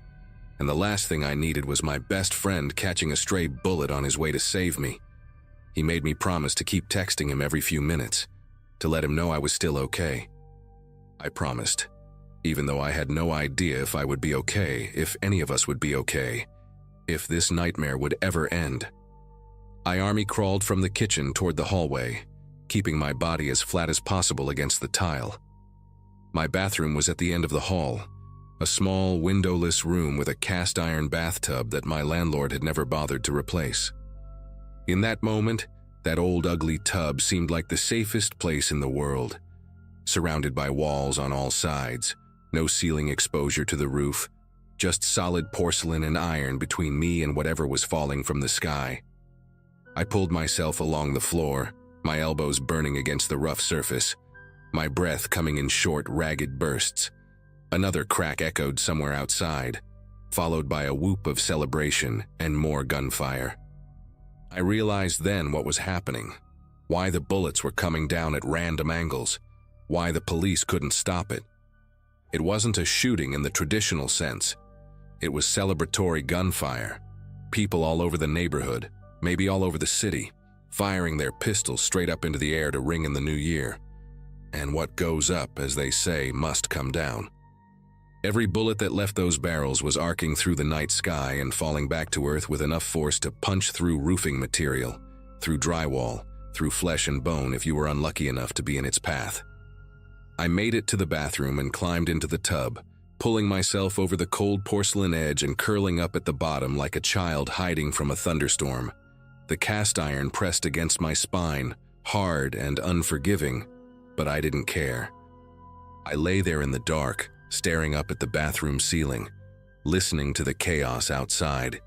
Every pop made me flinch. Every crack sent a jolt of adrenaline through my system. I kept my phone clutched against my chest, the screen lighting up every few minutes with texts from Jerome asking if I was still alive. I typed back one-word responses. Yes, okay, still here. Because I couldn't manage anything more. Time moved strangely in that bathtub. Minutes felt like hours, and hours felt like days. I could hear music playing from somewhere down the street, bass thumping through the walls, people laughing and shouting like the world wasn't raining bullets. At one point, I heard a woman scream, a sharp piercing sound that cut through everything else, and I pressed my palms over my ears and squeezed my eyes shut and prayed it wasn't what I thought it was. The third bullet came through around 1:15 in the morning. I heard it hit somewhere in the apartment, a distant thud followed by the familiar sound of debris falling. I didn't move from the bathtub. I couldn't move. My legs had gone numb from the awkward position, and my back was screaming from being pressed against the hard surface for so long, but none of that mattered. I just lay there, counting the seconds between each burst of gunfire outside, trying to calculate how many more rounds might be headed my way. I thought about my mom, who lived alone in a single-story house on the other side of town, and wondered if she was safe. I thought about Jerome and Patty, probably home by now, probably lying in their bed unable to sleep. I thought about all the New Year's Eves I had spent complaining about the noise, rolling my eyes at the reckless idiots shooting their guns into the air, never once imagining that I would end up cowering in my bathtub while their bullets punched holes through my home. The gunfire outside seemed to come in waves, intense barrages followed by brief moments of quiet, then building up again like a storm that refused to pass. Somewhere around 2:30, the shooting started to slow down. The gaps between bursts grew longer, the pops more scattered, the whoops and cheers less frequent. I stayed in the tub anyway, not trusting the silence, not trusting anything. My phone battery had dropped to 12%, and I watched it tick down with growing anxiety, knowing that if something else happened, I might not be able to call for help.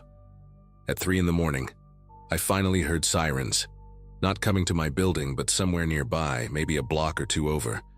I wondered if someone had been hit, if that woman's scream I heard earlier had been more than just fear.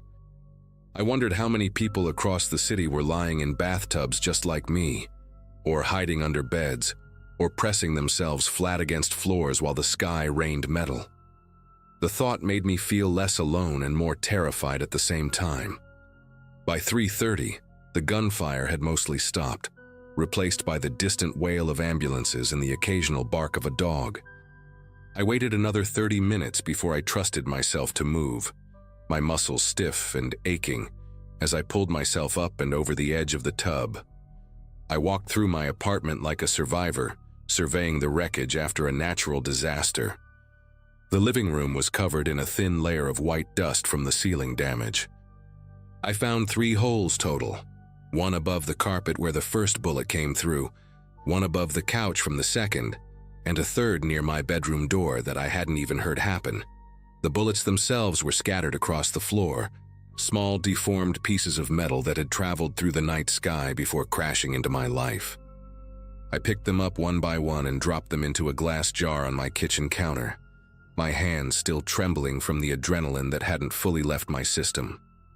The police finally showed up around 4:15, 2 exhausted officers who took photos of the damage and filled out a report that I knew would go nowhere. They told me that dozens of people had called in similar complaints, that at least 3 people in the greater Houston area had been hit by stray bullets that night, including a teenager who was in critical condition at Memorial Hermann. They gave me a case number and a pamphlet about victim services and wished me a happy new year on their way out the door.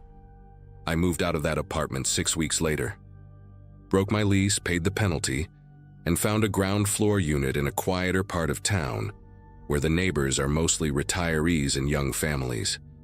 My landlord tried to charge me for the ceiling repairs, but I threatened to go to the local news with photos of the bullet holes, and he backed off pretty quick. Jerome helped me pack up my stuff, and when we carried the last box down to the moving truck, I looked up at my old living room window and felt nothing but relief. I still have those 3 bullets in that glass jar, sitting on a shelf in my new place like some kind of morbid souvenir. People ask me about them sometimes, and I tell them the story, and they always react the same way. Disbelief first, then horror.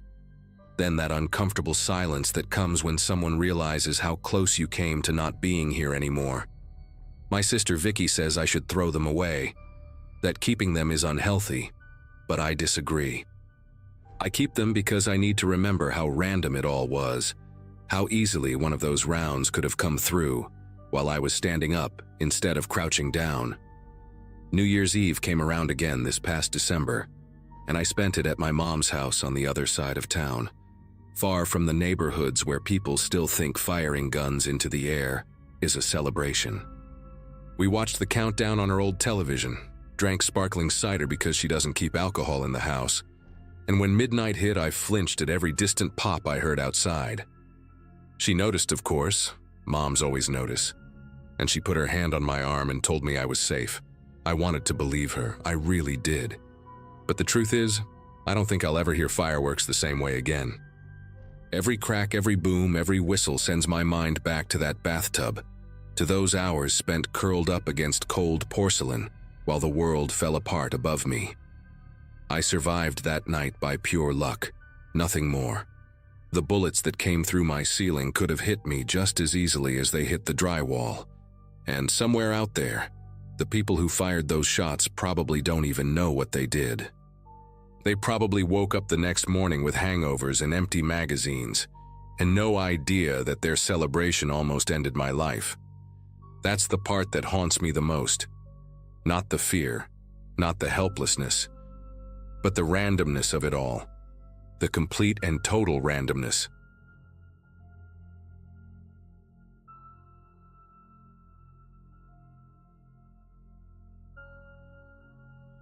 The last night of that year still sits in my memory with this strange mix of excitement and static, like a song that cuts out right before the best part. I'd headed downtown with my friend Marissa because neither of us wanted to spend New Year's Eve alone in our apartments again. The city had turned the main square into this giant glowing stage, packed with food trucks, metallic confetti drifting over everyone's heads, and a countdown timer projected against a building that reflected the lights like a cracked mirror. I remember feeling almost weightless from the noise and the closeness of people leaning shoulder to shoulder, just trying to see the fireworks better. At that moment, everything felt safe, crowded, but safe. Marissa kept tugging at my sleeve, pointing at strangers' ridiculous hats or couples rehearsing kisses too early. We laugh the way you laugh when you're trying to convince yourself the year will be different just because the clock says so. The countdown hit 0, and the square erupted with a roar so loud it felt like the air thickened around us. People jumped, hugged, screamed, and that huge surge of bodies moved in every direction at once. Marissa and I lifted our phones to film, trying not to poke anyone in the eye, while fireworks exploded behind the skyscrapers in colors so bright they washed out the whole sky. It took maybe 2 minutes for the happy chaos to shift into something far more frantic. The crowd started pushing toward the metro entrance we needed to reach, and our steps got pulled into that tide whether we wanted them to or not. Marissa was right in front of me, literally an arm's length, her hair full of glitter, her silver scarf trailing like a tail behind her. I kept my eyes on that scarf because it became the only anchor I had in the movement. By the time we reached the sidewalk near the metro steps, that anchor slipped. A group surged between us, drunk and loud, and bodies shuttled us apart in this jittery sideways motion I couldn't control. I tried calling her name, but the fireworks drowned everything out. I could still see the top of her head, but the stream of people pushed her forward faster than me, almost funneling her toward the entrance. It didn't feel threatening, just messy, so I figured she was getting carried ahead, and would wait for me downstairs. My boot slid slightly on crushed confetti, and someone bumped my shoulder hard enough to tilt my balance. When I regained it, her silver scarf was nowhere in sight. Still, that didn't alarm me yet. It was New Year's Eve. People were basically a living river at that point. Inside the station, the atmosphere felt tighter, like the walls were amplifying every leftover shout and every echo from the street above. Trains were pulling in and out non-stop, trying to move crowds before things turned into another headline about injuries near the square. I stepped into the first car that opened, scanning faces quickly, expecting to see Marissa waving me over with that mocking, "took you long enough" expression she always used. Instead, my phone buzzed right as the doors were about to close. The message preview lit up my screen in this stark white box that didn't match the celebration at all. It was from Marissa, sent seconds earlier, and it read, "Someone's pulling me. Help." The doors slid shut in front of me before I could step out. The train lurched forward, but my mind barely registered the movement. That message didn't match the tone of anything we'd lived in the past hour, and the wording hit me with this sharp clarity that cut through the leftover excitement. I squeezed past a couple leaning against the pole and hit the emergency intercom before I could second-guess myself. My voice came out too loud, telling the operator I needed to get off at the next stop immediately. People stared, but no one asked what was happening. Everyone looked exhausted from the crowd. When the train stopped, I pushed through the doors the second they opened and sprinted up the escalator 2 steps at a time, my heart slamming against my ribs in a messy rhythm that had nothing to do with panic attacks and everything to do with the fact that Marissa wasn't answering a single call. Outside, the fireworks were still echoing across the downtown buildings, masking sirens and shouts from somewhere close. When I reached the street level, the police presence had doubled. Officers were guiding injured people toward makeshift aid stations, and I overheard someone mention crush injuries near the center of the square. That only added to the mess in my head, but I forced myself to retrace our route as precisely as I could. Every block looked slightly distorted, as if the combination of smoke, confetti, and leftover bursts of light had thrown a filter over the city. I followed the path we'd carved through the crowd earlier, checking the ground for anything familiar. A glove, a hat, a metallic noisemaker. None of it mattered. None of it was hers. My brain kept clinging to the last clear image I had of her. That silver scarf dragging lightly against the pavement as she pushed toward the metro steps. It took me several minutes to reach the spot where we'd been separated, and that's when I noticed a shape on the ground that hadn't been there before. The scarf lay half crumpled near the side of a maintenance doorway built into the station wall. The metal door was supposed to stay locked. Every local knew that. Yet it sat slightly ajar as if someone had nudged it with their foot while passing through. The scarf looked like it had been dropped mid-movement, not placed gently. I crouched and picked it up, and there was this faint smell of the cologne she'd been wearing earlier, mixed with something damp and metallic that didn't fit the night at all. I called her again, straight to voicemail. Something in my chest tightened, and I backed away just enough to catch a breath before leaning toward the doorway. Inside the narrow opening, a sliver of yellow light flickered, the kind produced by old bulbs that hum louder than they shine. The passage led downward, not deep, but enough that the sounds of the street faded into a muffled roar. A sign on the wall read, "Authorized personnel only," and the paint was peeling like bark off a dying tree. I hesitated because stepping in felt like breaking a boundary the city had drawn on purpose. But the scarf was still in my hand, and the message on my phone hadn't magically changed. I slipped through the doorway, keeping one hand on the wall because the floor slanted unevenly. The deeper I went, the more the tunnel carried this sharp smell of dust and wet concrete, and something else, something that reminded me of a basement after a flood. The tunnel curved left, then right, like it had been added in pieces over the years without any real planning. As I walked, the noise from above dissolved completely, replaced by the echo of my own footsteps bouncing off the walls in uneven patterns. That echo wasn't consistent, though. Every few seconds there was a second sound trailing mine, not synchronized, not repeated in the same rhythm. It felt like someone ahead of me was adjusting their pace on purpose. I kept calling Marissa's name, but the tunnel swallowed my voice, smothering the edges of it. The air grew heavier as I moved deeper, and the yellow bulbs blinked more frequently, making the whole place pulse like a heartbeat I wasn't part of. Eventually, the narrow passage opened into a larger service room filled with old equipment and cables, coiled across the floor like abandoned ropes. In the center of the room, a utility cart sat turned on its side, and behind it was a small alcove, no wider than a closet. I saw movement, tiny, hesitant, like someone pulling their hand away from the light. When I stepped closer, something shifted inside the alcove and a person rushed out, stumbling into me with so much force that we both slid across the dusty floor. It was Marissa. Her eyes were wide and unfocused, her voice scratchy from screaming in a place where no one could hear her. She kept saying someone had grabbed her wrist in the crowd and steered her toward the doorway, guiding her with this unsettling confidence, like they'd done it before. Before I could make sense of any of it, a shadow moved in the far corner of the room, a figure stepping back into darkness the moment our eyes met. The outline was tall, shoulders stiff, posture deliberate. Whoever it was didn't run. They simply retreated into a side passage with the slow certainty of someone who knew the layout far better than we did. I grabbed Marissa's arm, and we bolted in the opposite direction, retracing our steps through the tunnel as fast as our legs allowed. When we reached the doorway, 2 transit officers were already there, alerted by a station tech who'd seen the door open on his monitors. They pulled us out, locked the entrance, and called for backup, while Marissa tried explaining what had happened in broken, trembling sentences.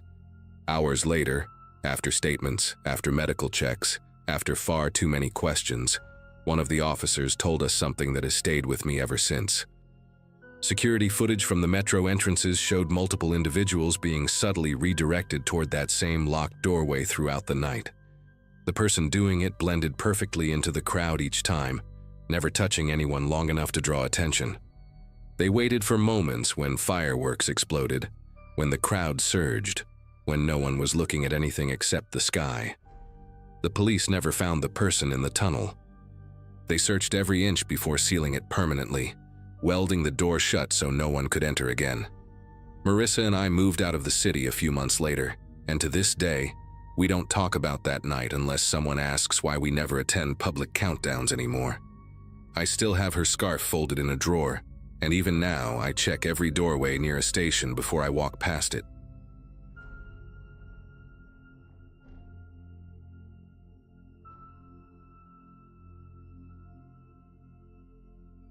The drive home after the New Year fireworks usually felt like a small ritual for us. Windows cracked open to let out the smell of sparklers, heater buzzing, and my daughter half asleep in the back seat with one of her boots off. That night, though, the road cutting past the old industrial lots seemed darker than usual, like the streetlights were taking turns failing. I remember leaning forward in my seat, trying to make sense of the shapes outside while my brother, Mark, joked about how the town somehow looked older every year. We weren't in a hurry, just easing our way back after visiting relatives, still carrying that warm, tired feeling you get when the night went longer than planned. Nothing about that moment hinted that things were about to take such a sharp turn. The quiet in the car was almost comforting until Mark muttered something and tapped the brakes. At first, I thought he had slowed down because of debris on the shoulder, maybe some leftover fireworks, or a bag that fell from someone's truck. But as the headlights stretched farther across the pavement, a shape stood out, too still, too human. The figure lay close to the gravel line, one arm bent under the body, and the other stretched out like they'd been trying to reach the grass. My chest tightened as I leaned closer, half afraid of seeing a face. The person's jacket had this strange, reflective strip that caught the light, not the kind used on work coats, more like one someone had sewn on themselves. Mark didn't say a word for a solid 5 seconds, just gripping the wheel with this tense calm that only appeared when he was trying not to scare the rest of us. When he pulled onto the shoulder, the car rolled to a stop with a slow crunch of gravel, and I could feel that eerie stillness sink in, the kind that makes every small sound seem louder. The air outside looked thick, almost muffled, and the only movement came from the blinking hazard lights reflecting off bits of broken pavement. Mark told me to stay in the car while he called emergency services, but I stepped out anyway, keeping a few feet behind him. The person on the ground didn't move at all, not even a twitch. There was this odd detail I can't shake. One of their shoes was several feet away, resting upright as if someone had set it down deliberately. Mark kept his voice steady while talking to dispatch, but the way he kept glancing around made it clear he sensed something wrong lurking beneath the surface of what we were seeing. By the time the first patrol car arrived, the officer barely had to look twice before asking us to step back. He walked along the shoulder with a flashlight angled low, sweeping slow, like he expected the ground to tell him a story. It didn't take long for him to find the tire marks, deep, curved impressions cutting across the gravel in a pattern that didn't match a simple accident. Another officer showed up, then a third, and soon they were moving with that clipped urgency people get when they realize they're not dealing with a random tragedy. One of them asked if we'd heard anything earlier, an engine revving, a shout, anything. But the night had been quiet besides the last echo of fireworks. When they told us it looked deliberate, the weight of it settled in so suddenly that even Mark stopped trying to keep his composure for my sake. The neighborhood surrounding that stretch of road slowly came alive as word spread that police were investigating something serious. People stepped out onto porches still wearing party hats, jackets thrown over pajamas, champagne flutes in hand. I remember a woman with a bright red scarf wrapped twice around her neck pointing down the street and telling an officer she'd heard a truck tearing through just after midnight. She described the engine as strained, like someone pushing it harder than it could handle. Another neighbor, an older man leaning heavily on a cane, mentioned seeing headlights swerving near the stop sign moments before disappearing into the dark. The officers marked every detail down, but the way they exchanged glances made it clear these accounts were aligning in a way they didn't like. While they continued gathering statements, one of the detectives, tall guy, narrow face, hair pulled back so tight it almost looked lacquered, approached us. He had this habit of pausing 2 seconds before speaking, as though mentally filtering every sentence. He asked again about the moment we first saw the figure, about the shoe lying away from the body, about how long we'd been parked. Mark answered most of it, but the detective kept watching me as if he wanted a second version of the night to compare against the first. I told him everything I remembered. The sudden stillness, the way the jacket reflected oddly, the absence of skid marks where a driver might have tried to brake. He nodded slowly at each detail, his expression tightening only when dispatch radioed something that made him stiffen and walk off without explanation. A few minutes later, something shifted among the officers, an almost electric ripple of urgency.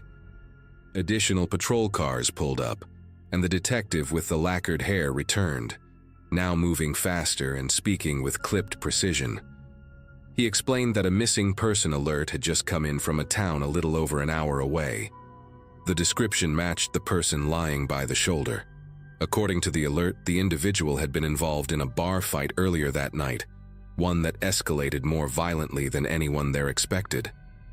Someone had stormed out afterward, threatening to finish things, and witnesses mentioned a beat-up pickup truck with a dented passenger door speeding away from the parking lot.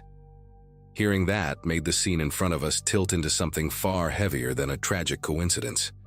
As they processed the information, the truck sightings from the neighbors suddenly snapped into focus for the investigators. The older man with the cane clarified that the truck he'd seen seemed lifted higher than usual, with mismatched headlights, one bright white, one dim and yellowish. The woman with the red scarf added that she noticed a long scrape along the passenger side as it raced past, illuminated briefly by leftover fireworks, smoke hanging low in the air. The detectives exchanged looks with the kind of realization that carries both clarity and dread. Everything was pointing towards someone who knew exactly what they were doing, someone who had chased this person down and used the dark, empty stretch of road as their stage. Standing there, watching the officers pace along the shoulder, I kept replaying the moment we first spotted the figure on the ground. The noise from distant parties had faded by then, leaving the scene oddly quiet, except for the steady hum of police radios. A gust of wind carried the faint popping of leftover fireworks from somewhere deeper in the neighborhood, but it only made the silence feel sharper. Mark leaned against the car, rubbing his jaw, staring at the tire impressions like he expected them to rearrange themselves and reveal something new. Even though we didn't know the victim personally, the weight of what had happened hung over us with this heavy, intrusive presence, as if the road itself had absorbed part of the violence. As the paramedics prepared to transport the victim, the lead detective pulled Mark and me aside.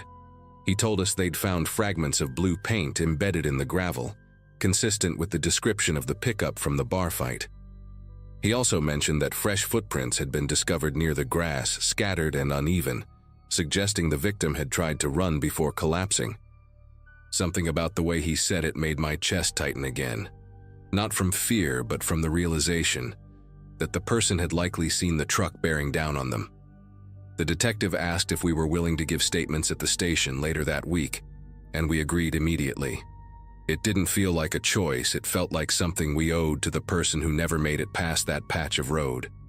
We eventually drove home in near silence, each of us locked in our thoughts. The heater clicked occasionally, filling the car with that dry warmth that usually felt comforting, but that night it just felt wrong, mismatched with the mood. When we passed through the last intersection before our street, I caught myself scanning every approaching set of headlights, searching for mismatched beams or a lifted frame. It was an involuntary habit that stuck with me for weeks afterward. Even my daughter, who had slept through most of the ordeal, sensed the tension the next morning when she asked why everyone seemed extra quiet. Mark and I just exchanged a look, neither of us wanting to explain something we barely understood ourselves. A few days later, the detectives called to let us know the pickup had been found abandoned behind an old storage facility 2 towns over. The driver had fled on foot, leaving behind a mess of fingerprints and a cracked phone still logged into social media. By the end of the week, they'd taken a suspect into custody, someone known for losing control when drunk, someone who'd reportedly left the bar swearing they weren't done yet. Hearing that brought a strange mix of relief and frustration. Relief because the person wouldn't hurt anyone else. Frustration because knowing the motive didn't make the scene on that roadside any easier to forget. We gave our statements, answered every question, and did what little we could. But even now, whenever New Year's comes around, I find myself thinking of that quiet stretch of pavement and hoping no one else ever ends their night the way that poor soul did.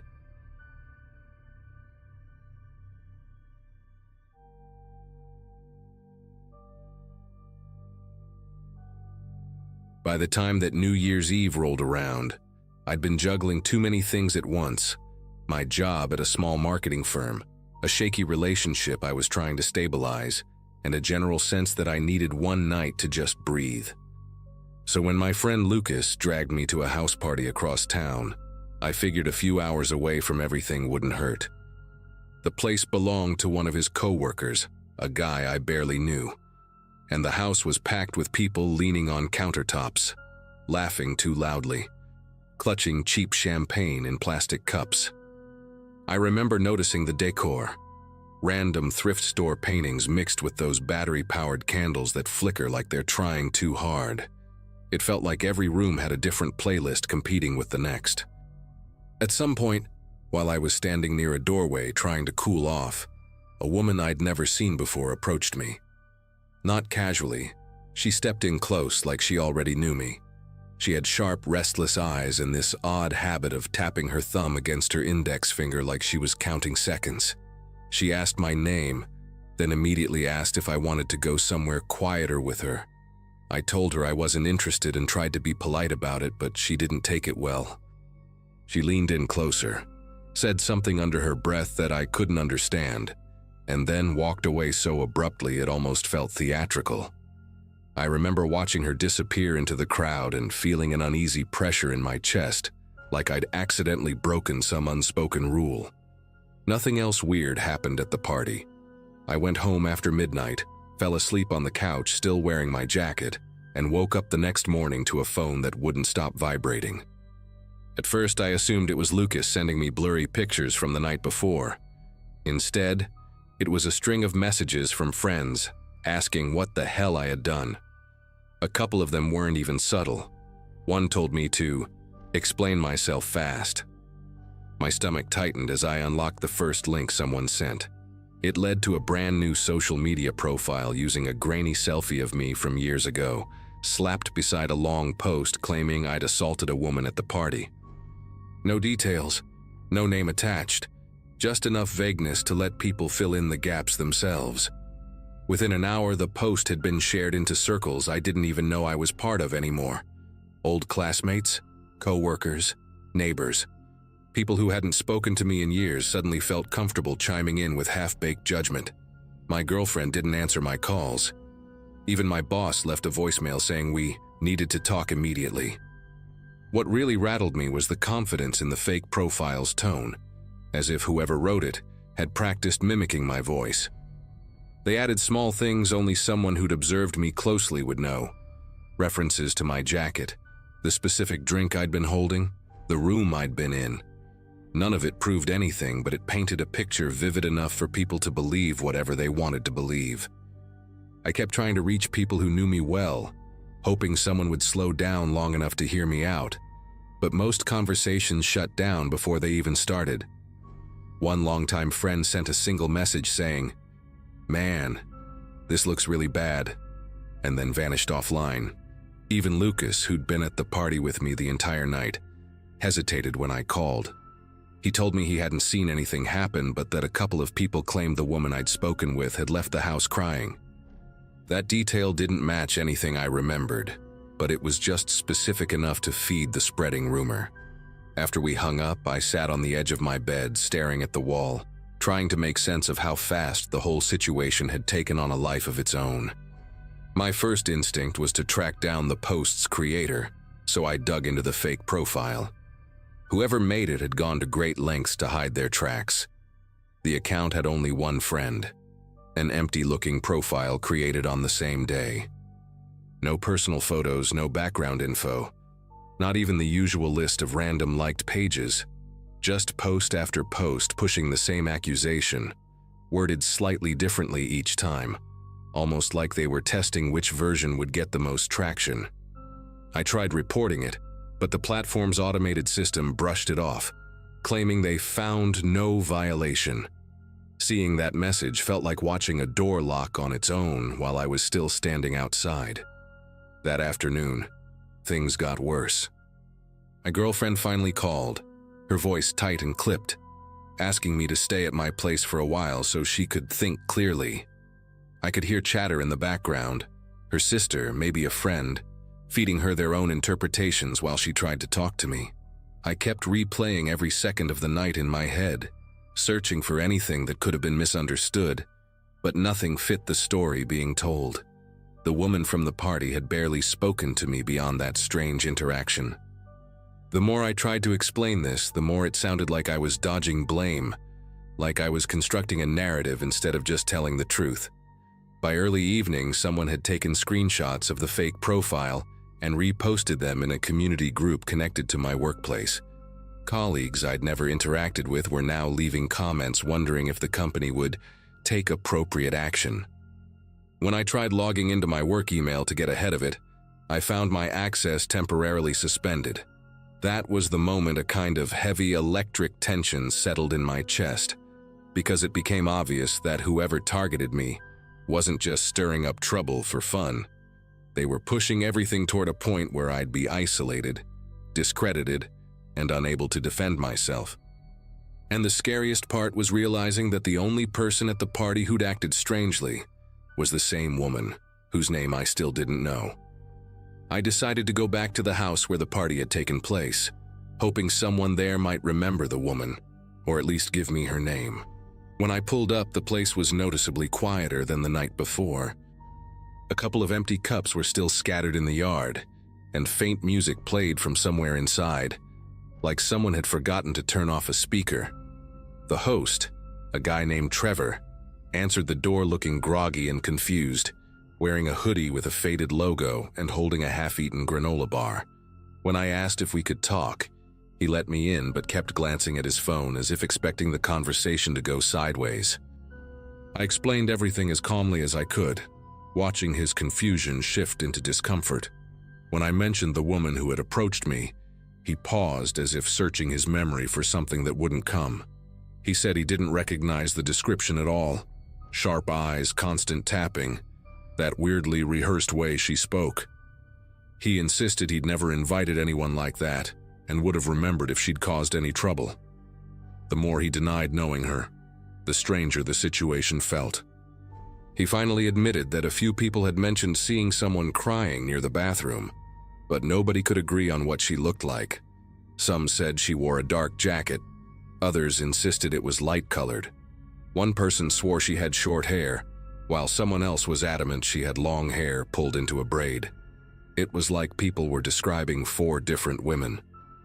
As I left the house, I called Lucas again and asked if he could meet me somewhere quiet. He showed up at a small coffee shop near the river, looking uneasy but trying to be supportive.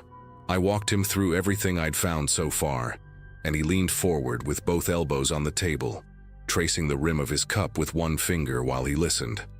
When I mentioned the conflicting descriptions of the woman, he nodded slowly and said something that stuck with me. It's like she wanted attention, but not an actual identity. That phrasing hit harder than he probably intended.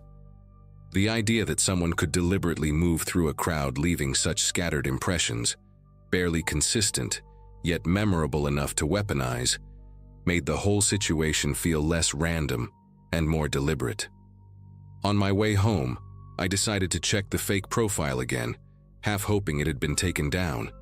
Instead, I found a new post pinned to the top, a long message claiming I'd threatened the woman after she tried to get help. They even added a timestamp suggesting the argument had happened around the same moment I was outside talking with Lucas. The post included a blurry photo of the back of my jacket taken from an angle I didn't recognize. I hadn't felt watched at the party, but clearly someone had been paying very close attention to me. And seeing that picture, slightly tilted, taken from a doorway, made me realize that whoever started this had been close enough to brush past me without me ever noticing. When I got home, I called my brother, who's usually the level-headed one in the family, hoping he'd give me some unbiased perspective. Instead, he sounded wary, like he was choosing every word with caution. He told me he believed me, but he also said the situation was bigger than either of us expected. Someone had messaged him anonymously with screenshots before I even reached out, urging him to take distance for everyone's sake. Hearing that made something tighten behind my ribs. Not fear exactly, but a sharp awareness that the person behind this wasn't just tossing accusations into the void. They were reaching into my life with surgical precision, touching people I trusted before I could. I ended the call feeling like the walls of my life had shifted a few inches inward. That night I barely slept. Instead, I sat on my couch with every light on, scrolling through the fake profile again and again, trying to find a crack in it. Around 3 in the morning, a comment appeared under one of the posts, an account I didn't recognize tagging another person and saying, "Isn't this what you warned us about?" Curious, I clicked on the commenter's profile. Buried in their old posts was a picture from the New Year's Eve party, taken in the kitchen. In the corner, near a stack of red cups, stood the same woman who had approached me. Same restless hands, same intense stare. The photo was time-stamped hours earlier than when she spoke to me, but her expression was identical, like she'd been maintaining the same mask all night. And beside her stood someone I did recognize, Trevor, the host, laughing at something off camera. The next morning I went back to Trevor's house unannounced. This time he looked more alert, almost expecting me. When I showed him the picture, the color drained from his face. He admitted he remembered the moment it was taken and said the woman had shown up with a coworker of his, a guy I'd met once years ago at a different event, someone I barely remembered, someone who, according to Trevor, had left the party early without saying goodbye. That thread unraveled fast. I looked up the coworker's old posts, and the pattern hit me in an instant. Comments he'd made about people getting away with things. vague rants about being overlooked, and several posts hinting at grudges against people who acted superior. It wasn't solid proof, but it was enough to piece together a disturbing possibility that he'd orchestrated the entire thing out of resentment, using a stranger with enough social camouflage to stir chaos without being remembered clearly. I confronted him online, sending a long message laying out everything I'd connected. He never replied, but within an hour, the fake profile disappeared, and all the reposts from the secondary account vanished as well. My work access was restored the next day. My girlfriend came over that evening, and the tide of outrage slowly drifted away as people realized the posts were gone. Nobody apologized, and nobody admitted they'd been quick to believe a stranger over me. The whole situation just dissolved, leaving behind a silence that felt heavier than the accusations themselves. To this day, I don't know whether the woman was part of it or just someone he manipulated into playing a role. But every New Year's Eve since then, I catch myself scanning every room a little too carefully, wondering how close someone can stand without you noticing the damage they're about to cause.